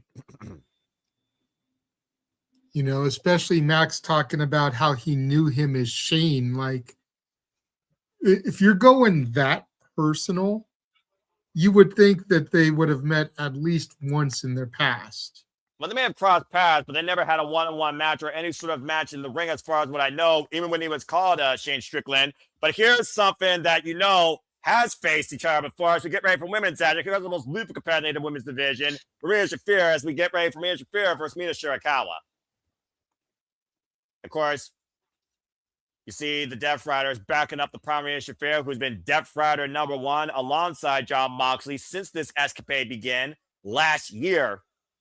Marina Shafir, of course, one half of the Mega Problems with Megan Bayne, made their way to the semifinals of the inaugural Women's World Tag Championship Tournament, losing to Timeless Toni Storm and Marina Shirakawa in a holiday hardcore death match. After Blood and Guts, Marina Shafir incapacitated Marina Shirakawa in a lethal Mother's Milk submission. We talked about before, Walter, how you feel about Marina Shafir when it comes to her style and what she brings, but we've seen her wrestle more this year than in a long time in her career. Yep, that's one Mother's Milk I'll stay away from, I'll tell you that much. And every time we see Marina Shafir, she exudes confidence and dangerous intentions, why the whole world wants Mina. And JJ, for some reason, went backstage as Mina Shirakawa makes her way to the ring. And the whole world loves Mina. He wants to enjoy Mina's entrance all alone. Oh, I'm sure it's exactly some sort of reason like that. Mina Shirakawa, of course, previous challenger for the TBS Championship and the Ring of Honor Women's World Championship this year, who became All Elite earlier this year, teaming alongside her forever lover, Timeless Toni Storm. She could be under my tree anytime. You stay here. Mina Shirakawa wants Timeless Toni Storm to stay backstage. She looks to fight alone. Mina Shirakawa, afraid of nobody, and of course, literally left on her own, left her family and her entire Stardom career behind to pursue this dream in America.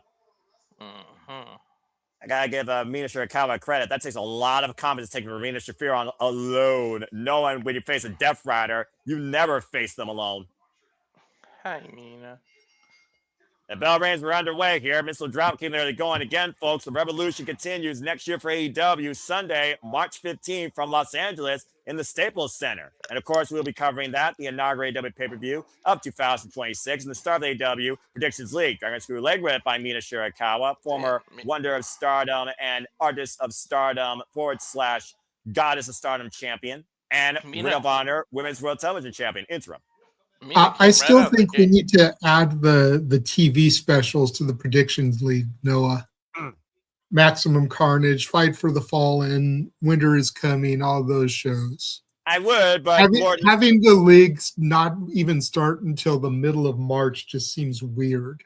Well, I do that because I like to be fair to everybody, and why no one is more elite than me, but you also justify that you are at least, interested in a show that is more than just a regular special leg breaker over the second rope.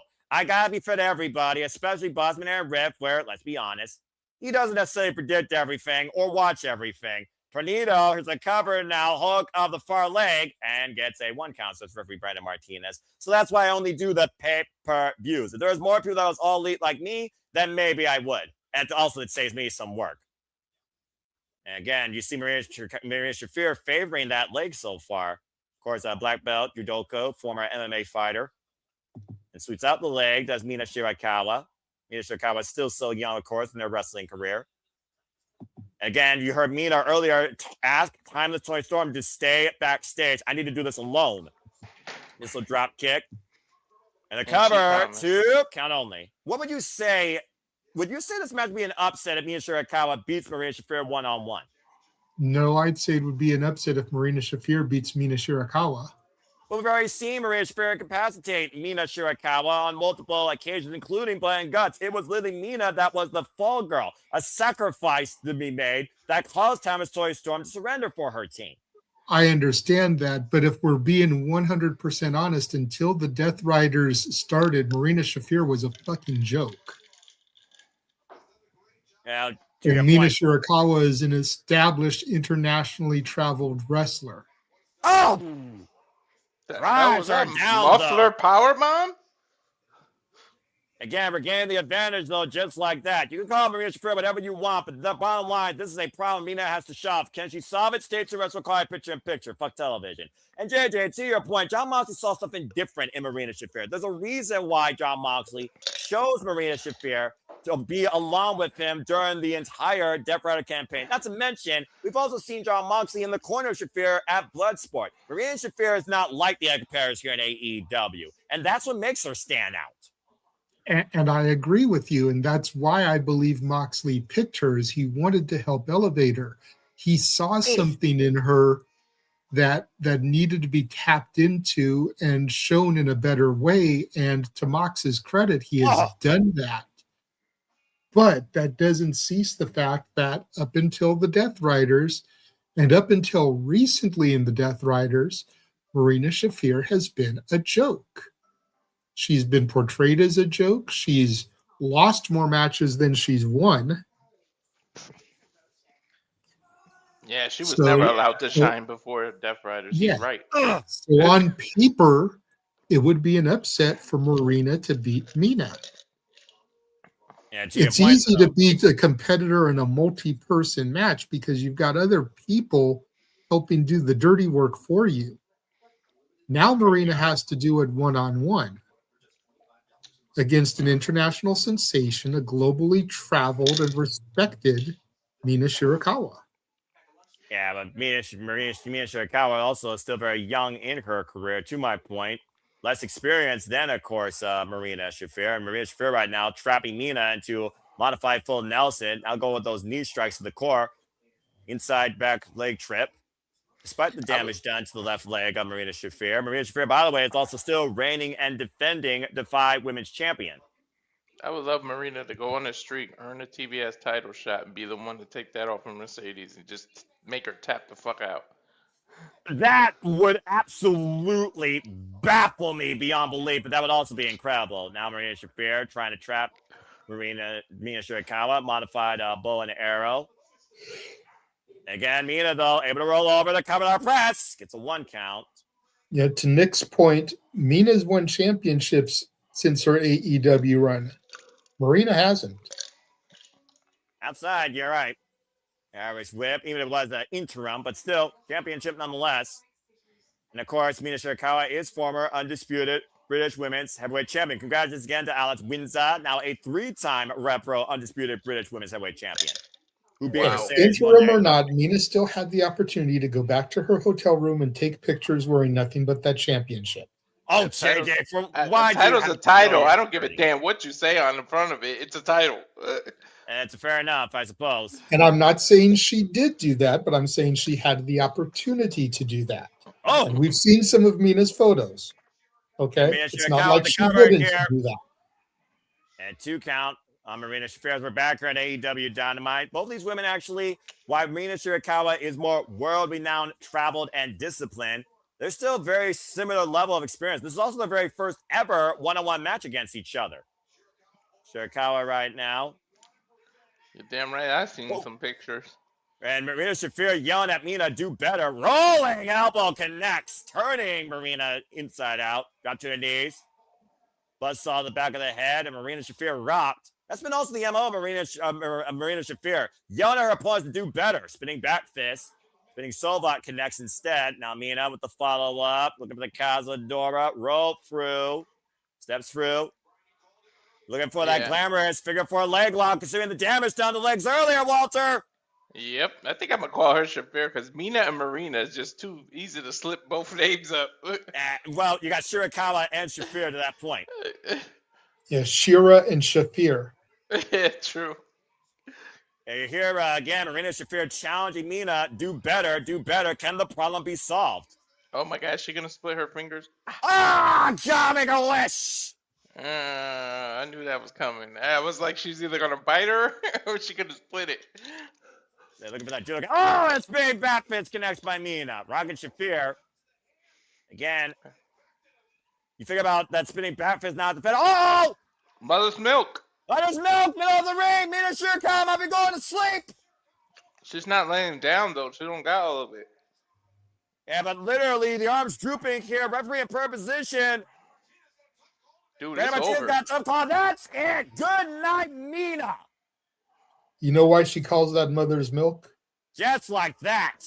Because it's right on her titty? Yep. She's also a mother, you freaking simpleton. But that being said, it is all over just like that. The trap, the clutch, the incapacitation. Marina Shafir wins. Problem remains unsolved in the Death Riders. In singles action. Again, that submission move, that clutch, so dangerous. That smothering. Wait a minute. I don't think Marina Shafir is done yet. Well, Tony says she won't come out during the match. She didn't say shit about after. Yeah, but you know the Death Riders are never done even after the bell rings. Yeah, but I don't even think the rest of the Death Riders are interfering in a women's match. I mean, do the other Death Riders need to interfere in a Marina Shafir match? The answer is no. And right now, Mina Shirakawa is out on her feet being ragdolled by Marina Shafir, trapped in the Death Riders' clutches. Dude, and that's more right on her muscle. Look, yeah, literally on her neck, on her head, squeezing the life out. Wait a minute! And to your point, Walter, the match is over. It is time for the timeless wonder to arrive and save her forever lover. Again, oh wow, what the fuck? Damn, one swift kick to the face. And front Tony kicked her in the face. Falls on top of Mina Shirakawa. The timeless love bombs stacked on top of each other. Dude, that's usually a body shot, that kind of kick. She hit her in the face. That's what knocked her out. That was a lethal KO. Just dropped her with one shot. Wow. Well, Merry Christmas, Marina Shafir, and a fuck you to everybody else, and a Happy New Year. Damn. It goes back to what we said, Walter, earlier about how dangerous Marina Shafir really has become. What JJ said earlier about Jon Moxley making her better. Exuding this hatred of the audience and loving every second of it. It's not far-fetched to think that she's the one that's going to beat Mercedes for the TBS title after she starts. I don't think it's too far-fetched to say Marina Shafir could be a women's champion next year somehow in AEW. Yeah, I'd rather her win the TBS one first and then elevate even more after. Well, as we got a moment to breathe here, and someone could check on Mina Shirakawa and Thomas Toy Storm's pulse. JJ, what you got to say to that? I got to say, look, they're acknowledging celebrities in the crowd. Thought it was only the other company that did that glazing. All right, apples to oranges. Let's focus on what's more important here, the women's division. No, it's apples to apples, damn it. It's the same freaking thing. Who is that? I don't even know who that was. Somebody that's got 2 Emmy nominations for Success. And some sort of series on HBO Max for those that are wondering, of course. As we go last week, Wednesday. As, of course, we go backstage to Kenny Omega regarding, of course, what happened last week. Bucks not be cleared for action for quite some time. Am I an asshole for not even caring if the Bucks get hurt or not? You know what, Walter? I don't judge you. Others may judge you. At the end of the day, I'm mutual. I don't care how babyface you force them to be. I'm not cheering for them. What are we talking about? The Elite? The Elite or the Elite? I mean, there has been rumors about, of course, these 3 men. Take care of something that I need to take care of myself. So, what are you guys resting up? We're going to do something that I should have done a little while ago. We talked about back there. Well, it sounds like the Young Bucks are going to be out of action for quite a period of time as Kenny Omega has something else to take care of. I guess we'll find out what that means sooner rather than later. But coming up next, the main event AEW Dynamite 34th Street, Goldie gets the Continental Classic. The Bastard Prop goes one-on-one with Jungle Jack Perry after this commercial break. As the action continues live from the Hammerstein Ballroom. Again, fuck television. First off, Marina Shafir, that is one badass bitch. Mm-hmm. Now, fuck the celebrity. Talk about Marina Shafir and Mina Shirakawa. It was a good match. Marina had a good showing. She made Mina tap out to the mother's milk. Tap out, you passed out. So great, good match. I don't know what more you want me to say. I just wanted to get some sort of tidbit towards that because I know that was Marina with the upset. Yeah, exactly. Look at that. Once again, you ate crow. Anyway, Walter, go ahead and speak. What do you got to say, bro? I know I'll be afraid to hug Marina. She could knock on that mother's milk out of nowhere. She could turn a hug into that. I mean, she literally Irish whipped Mina Shirakawa and trapped her. That was it. That was a lethal hold, basically. That wasn't a choke. That move is lethal because you could literally pull it out of anywhere. Yeah, no kidding. Well, think about it. If she has you in a sleeper, all she got to do is flip you around and turn it right into the mother's milk. I mean, we've seen her do a judo takeover into Mother's Milk. It's almost like Mother's Milk can come out of nowhere. I was liking the combos they were doing. I wouldn't go as far as to compare it to an RKO, but Well, yeah, I mean the different the facets of moves, but it's almost like a UFC call, and it's like it is all over, just like that, except literally again KO via suffocation. Trust me, somebody could go for a splash off the top rope. She could jump with them, catch them right in the grip. She could do a lot to turn that move out of nowhere. And to JJ's point, this is the most action we've seen on Marina Shafir in singles, tags, multi-women, etc. And she's been very effective. Marina starts her own faction. That'd be interesting, considering Ty Mello is, of course, a multiple Brazilian jiu-jitsu, and Anna J is still very young in her career. And, of course, Ty J came up short in the Women's World Championship tournament. The Mega Problems and Ty J together as an all-female faction. Strength, precision, striking, potential. I like that a lot, actually, Nick. For once, you gave something smart. I really am impressed. All right. And again, folks, so the predicting for our World's End is 10:30 p.m. Eastern Standard Time this Friday night. All are welcome to join me and the Gaggle of Fools. Again, will be coming to AEW World's End this Saturday. You can buy it exclusively on HBO Max or your local pay-per-view provider. The final pay-per-view of the calendar year and the culmination of this year's winner of the Continental Classic. But again, tomorrow night, we'll be back covering Christmas Collision. That is 9 p.m. Eastern Standard Time on Christmas night, as we all enjoy Christmas Day. Conclusion, of course, of the Continental Classic. As, of course, we'll find out who will be the top two of the gold and the top two of the blue, as well as much more heading into World's End. And again, the Continental Classic has disciplined everybody involved in here, including Jon Moxley, who, might I add, was an inaugural finalist in 2023. Mm-hmm. And it feels like, honestly, Jon Moxley has reached a point of humility, baptized in combat, seeing how everyone is bringing their best and their worst. But the bottom line is this. Jon Moxley is literally going to pull every bullet he can and leave nothing to chance. Isn't this what he wanted, though? When he told Tony, this is not your company anymore, this is what he wanted, everybody to step up and everything? For him not to have to be the only one? Well, the Continental Classic and Marina Shafir have definitely proven that. So be careful what the hell you wish for. Well, coming up tomorrow night, the Bastard Pack goes one-on-one with Kevin Knight in the Gold League. As, of course, we look towards tomorrow night, by the way, guys. 9 p.m. Eastern Standard Time. And, of course, Kevin Knight has been absolutely a wild card upset. And Speedo might be the other half of JSP takes on Raymond Katsuchika Okada. White Jungle Jack Perry takes on the Pro Star Kyle Fletcher, to JJ's point, on a 0-2 record. While Konosuke Takeshita, who leads the Blue League, takes on Máscara Dorada, a man who already beat Claudio Castagnoli. And, of course, Claudio Castagnoli will culminate his Blue League run against Roderick Strong. If Roderick Strong beats Claudio and Konosuke beats Máscara, Konosuke's a lock. As Orange Cassidy goes one-on-one with Jon Moxley in the Blue League. But also the Basil Wrath will be in tag team action, JJ's other favorite aspect of the division, against High-End and Maya World. As we look towards World's End, where the Basil Wrath will defend the World Tag Team Women's World Tag Team Championships against Mercedes Moné and the Forever Ring of Honor Women's World Champion Athena. Can they coexist? Can Mercedes Moné rebound after 2 straight losses? As, of course, the Continental Classic concludes with the semifinals and the championship as well.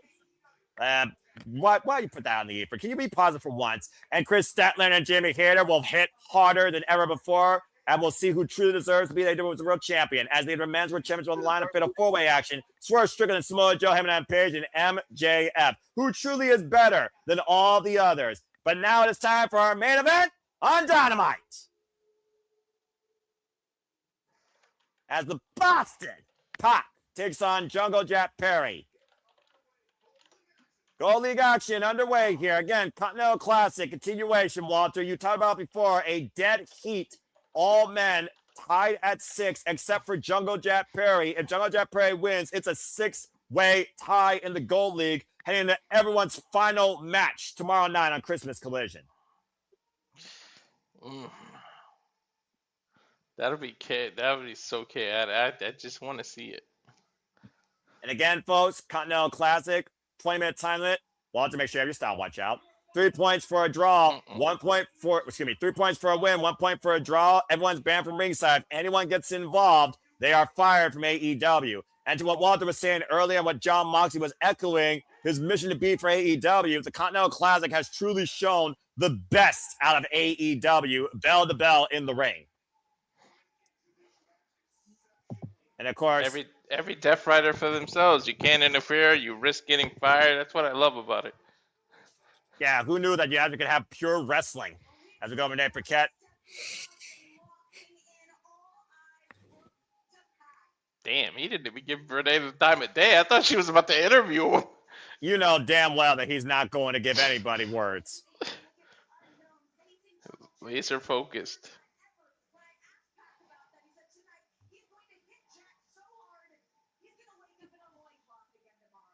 Damn. Renee's gonna wake up what? In a loincloth tomorrow. Damn. Again, 2 matches left for Pac and Jungle Jack Perry. Tonight is their pre-ultimate match in the round robin run. And Jack Perry says there's still a chance that he could take this. And honestly, if he was able to beat Pac and Kyle Fletcher, there is still very much a chance for anyone to be the runner-up in the Gold League versus the leader. It's still crazy because if you asked me a year or two ago, I would not think we would hear this song again. Yeah, right? Hey, a song I actually recognized, by the way. Shout out to Dan for the conversation last night on the No DQ review, where, again, AEW uses more licensed music you can actually understand versus some music you can't understand.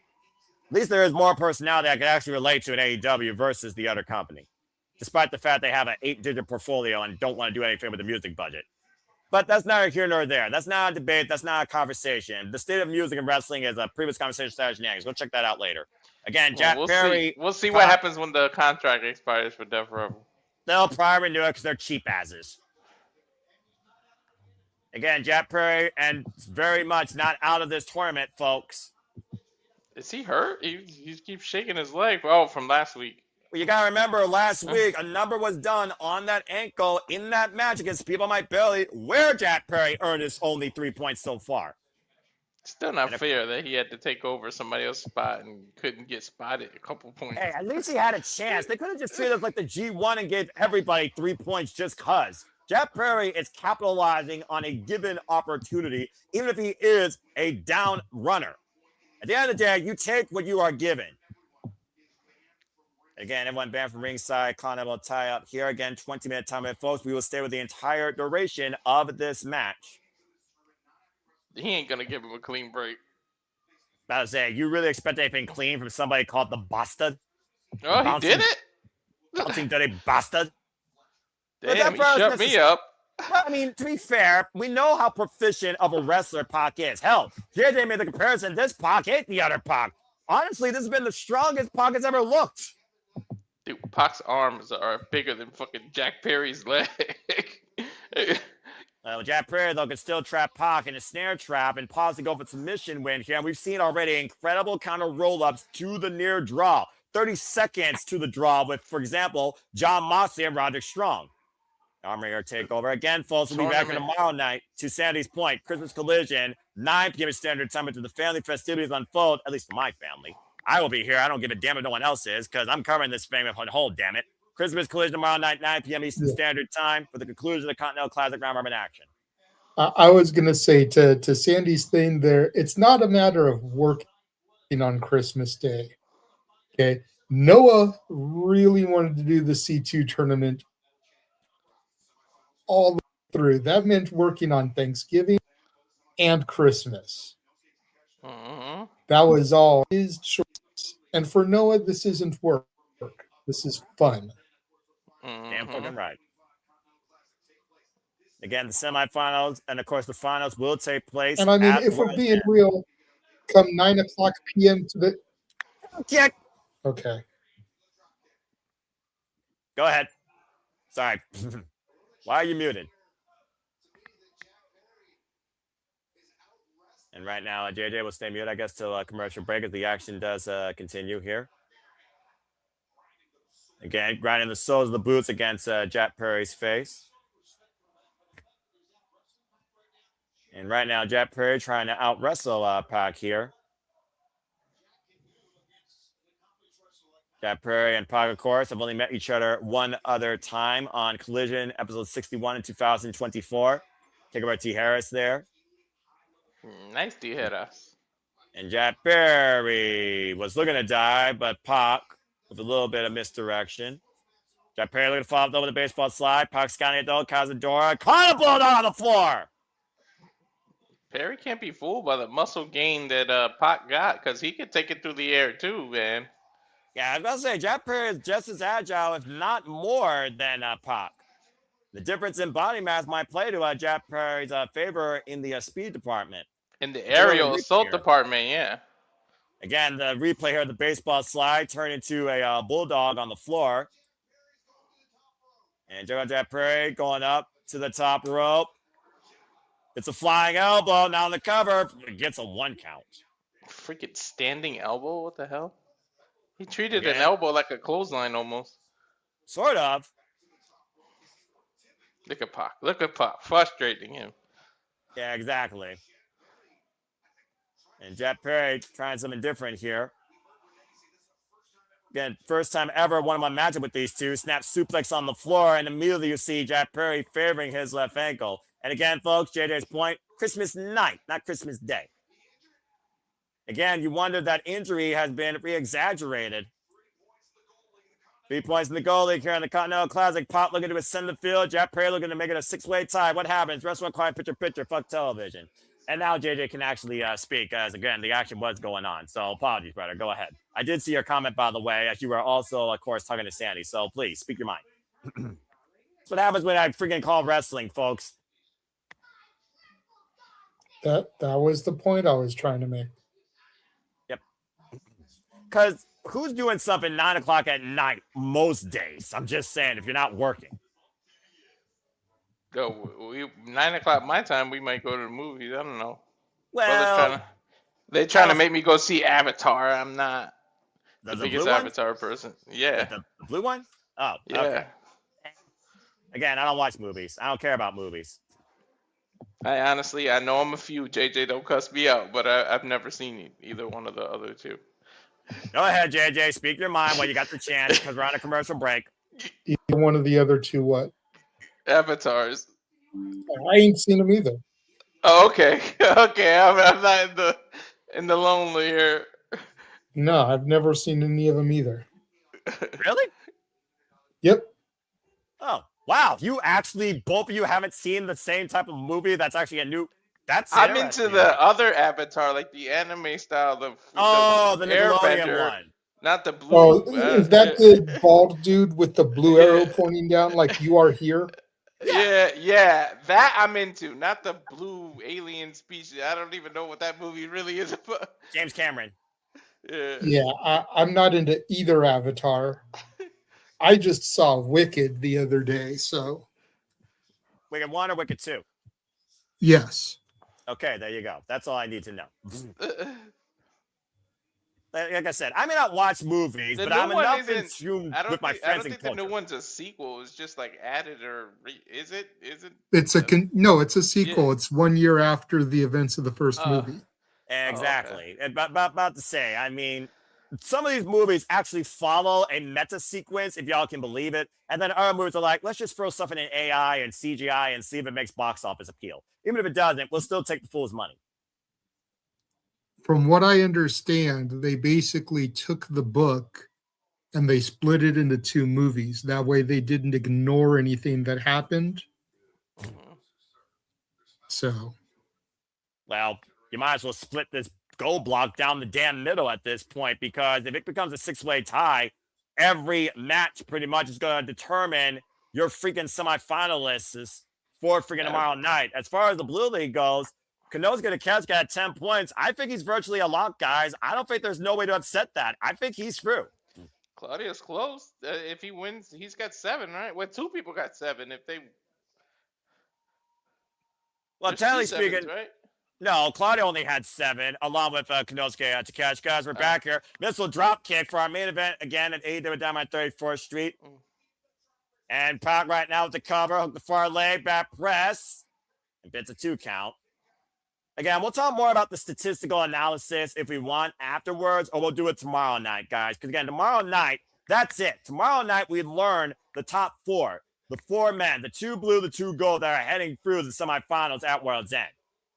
And right now, tomorrow you're not allowed to say cut the fucking feed as soon as we're done, because we're going to have some stuff we're going to need to discuss about the C2 going forward and stuff. So, all right, fine, JJ. We'll go ahead. Super kick. All right, fine. I want to immediately cut the feed tomorrow night, but I'm still doing my shtick tonight. You can't stop me tonight. Anyway, Pac and Jack Perry trying not to stop before the clock lets up. Jack Perry trying to make this a ridiculous, remarkable, historic, first time ever 6-way tie, while Pac looks to take the lead in the block. Oh, Jack Perry, nice brainbuster. It's weird because Perry could be looking at himself if he hit the gym harder. Because look at him and Pac are like so similar. But like, if he would just hit the gym harder, he can get that same size. But I mean, at one I don't point, think it'll fit Perry. Yeah, about to say, Jack Perry at one point was an elite bastard, though, to your point. Again, everyone's banned from ringside in case you're all wondering where the fuck is everybody else. These matches are a pure one-on-one contest. The better wrestler or the smarter wrestler wins these. No other circumstance. Or it goes to a 20-minute draw. Sometimes it's also the lucky one. Where the hell did he pull that from? I don't know. But he damn sure slipped up on the flip. Well, either way, he still got enough of the after attack of that flip with the deadlift German dropping Pac on his head. Sometimes you just got to be lucky for 3 seconds in these kind of tournaments, Noah. Yeah, we've seen that how many times? Jumping into the DDT on the bastard Pac, and that might give him the 3 that he needs. That kick out 2.5.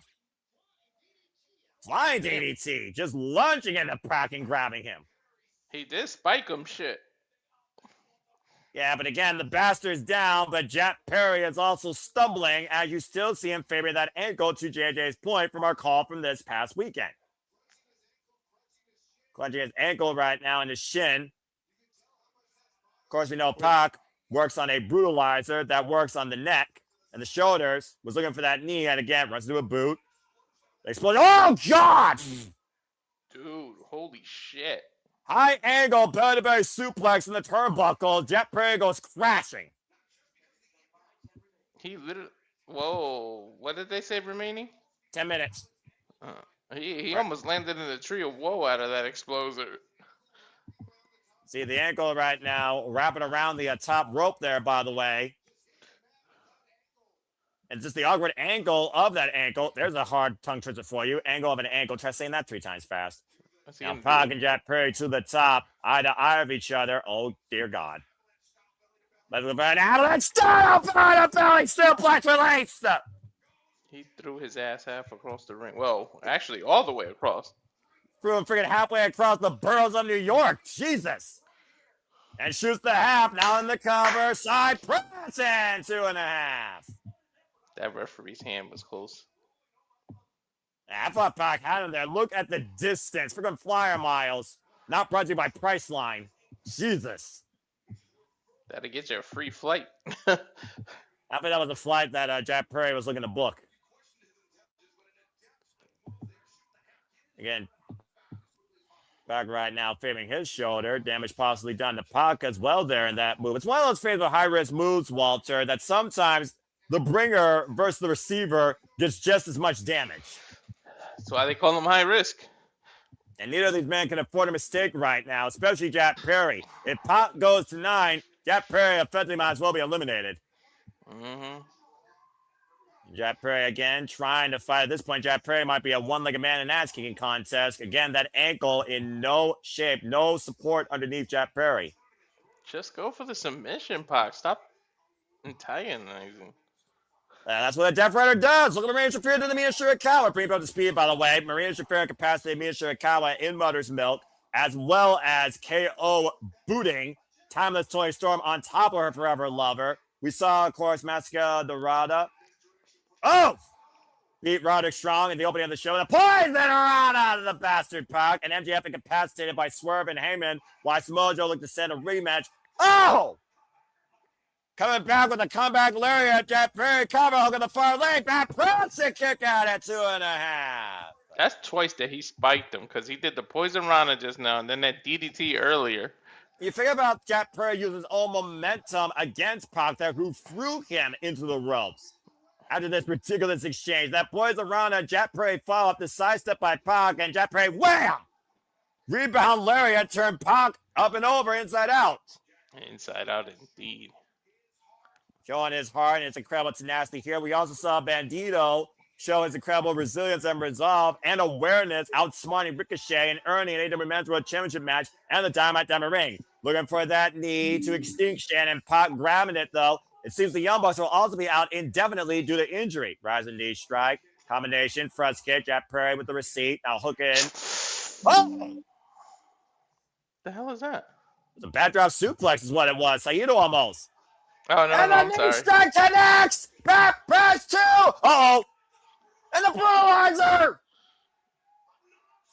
A nonchalant curve by Jack Perry might have cost him here. He's got to try and find a way to reverse the pressure. Roll through. Find a way to the ropes. Brutalizer locked in. And Jack Perry able to find saving grace by a toe hold with a rope break. And that's the only thing that saved Jack Perry there, bar none. 100%. Referee Stephon Smith right now.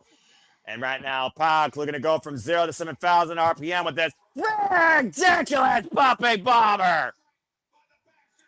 And now again, go back to Billy, like Jack Perry, the counter, like, oh my God. Oh, shit, I thought he got him. Almost stole it there, but again, Pac is relentless on the attack, looking for the brutalizer. Jack Perry biting the fingers of Pac, going savage here against the bastard. Dude, look at the torque you get on that move, dude. Swing and a miss. Cazadora roll through, deep hugging the legs too, and Jack Perry. Chaos! Chaos! 6-way tie in the Gold League. Come tomorrow night by the skin of his teeth. Jack Perry stays alive. I told you sometimes you just got to be lucky for 3 seconds, didn't I? Unfreaking believable. Called it. The Continental, you did actually. You got one right, JJ. Good job. The Continental Classic Gold League in a dead heat. All 6 men do or die tomorrow night in a 6-way tie. I said it at Christmas Chaos. I wanted it. Yeah. You got it, dude. There it is. You got it. Look at all those 6s. Okada, Bailey, Fletcher, Knight, Pac, and Perry all at 6. You know how much more the rest of these last matches being now? Holy shit. Draws could literally mean elimination or advantage now. It is do or die for all 6 men in the Gold League. There is no advantage come tomorrow night. Lucha sauce. So Claude. And coming out with the milk and cookies, it looks like. Centasaurus out here in the Hammerstein Ballroom, rewarding Jack Perry for being a good boy for the victory tonight. He hasn't been a good boy all of 2025. Don't try to fool yourself. But tomorrow you might have to be naughty if you want to make it to World's End. But where do we begin? Find out tomorrow night, 9 p.m. Eastern Standard Time. Again, folks, conclusion of the Continental Classic round robin action. Orange Cassidy versus Jon Moxley. Konosuke Takeshita versus Máscara Dorada. And Claudio Castagnoli versus Roderick Strong. White goalie will be Okada versus Speedball Mike Bailey. Jungle Jack Perry versus Kyle Fletcher. And Kevin Knight versus the bastard Pac. It is do or die for everybody in the Gold League. And the only one who has the best advantage right now across the entire field is Konosuke Takeshita at 10. So who will be our top 2 for the blue and gold? And heading into World's End, we will find officially tomorrow night come Christmas Collision. But for right now, we thank you all for tuning in. Happy Christmas Eve to all of you. For Renegade Wrestling, JJ Williams, the living by Christmas spirit. For Mr. Reliable Walter Cruz, I'm the Seminole Foster, reminding all of you, this is where the best definitely wrestle sometimes. And until tomorrow night, like a positive path in life, Merry Christmas to you all in advance. You don't join us, and have a good night. I don't care what you say about tonight, bro. Cut the fucking feed.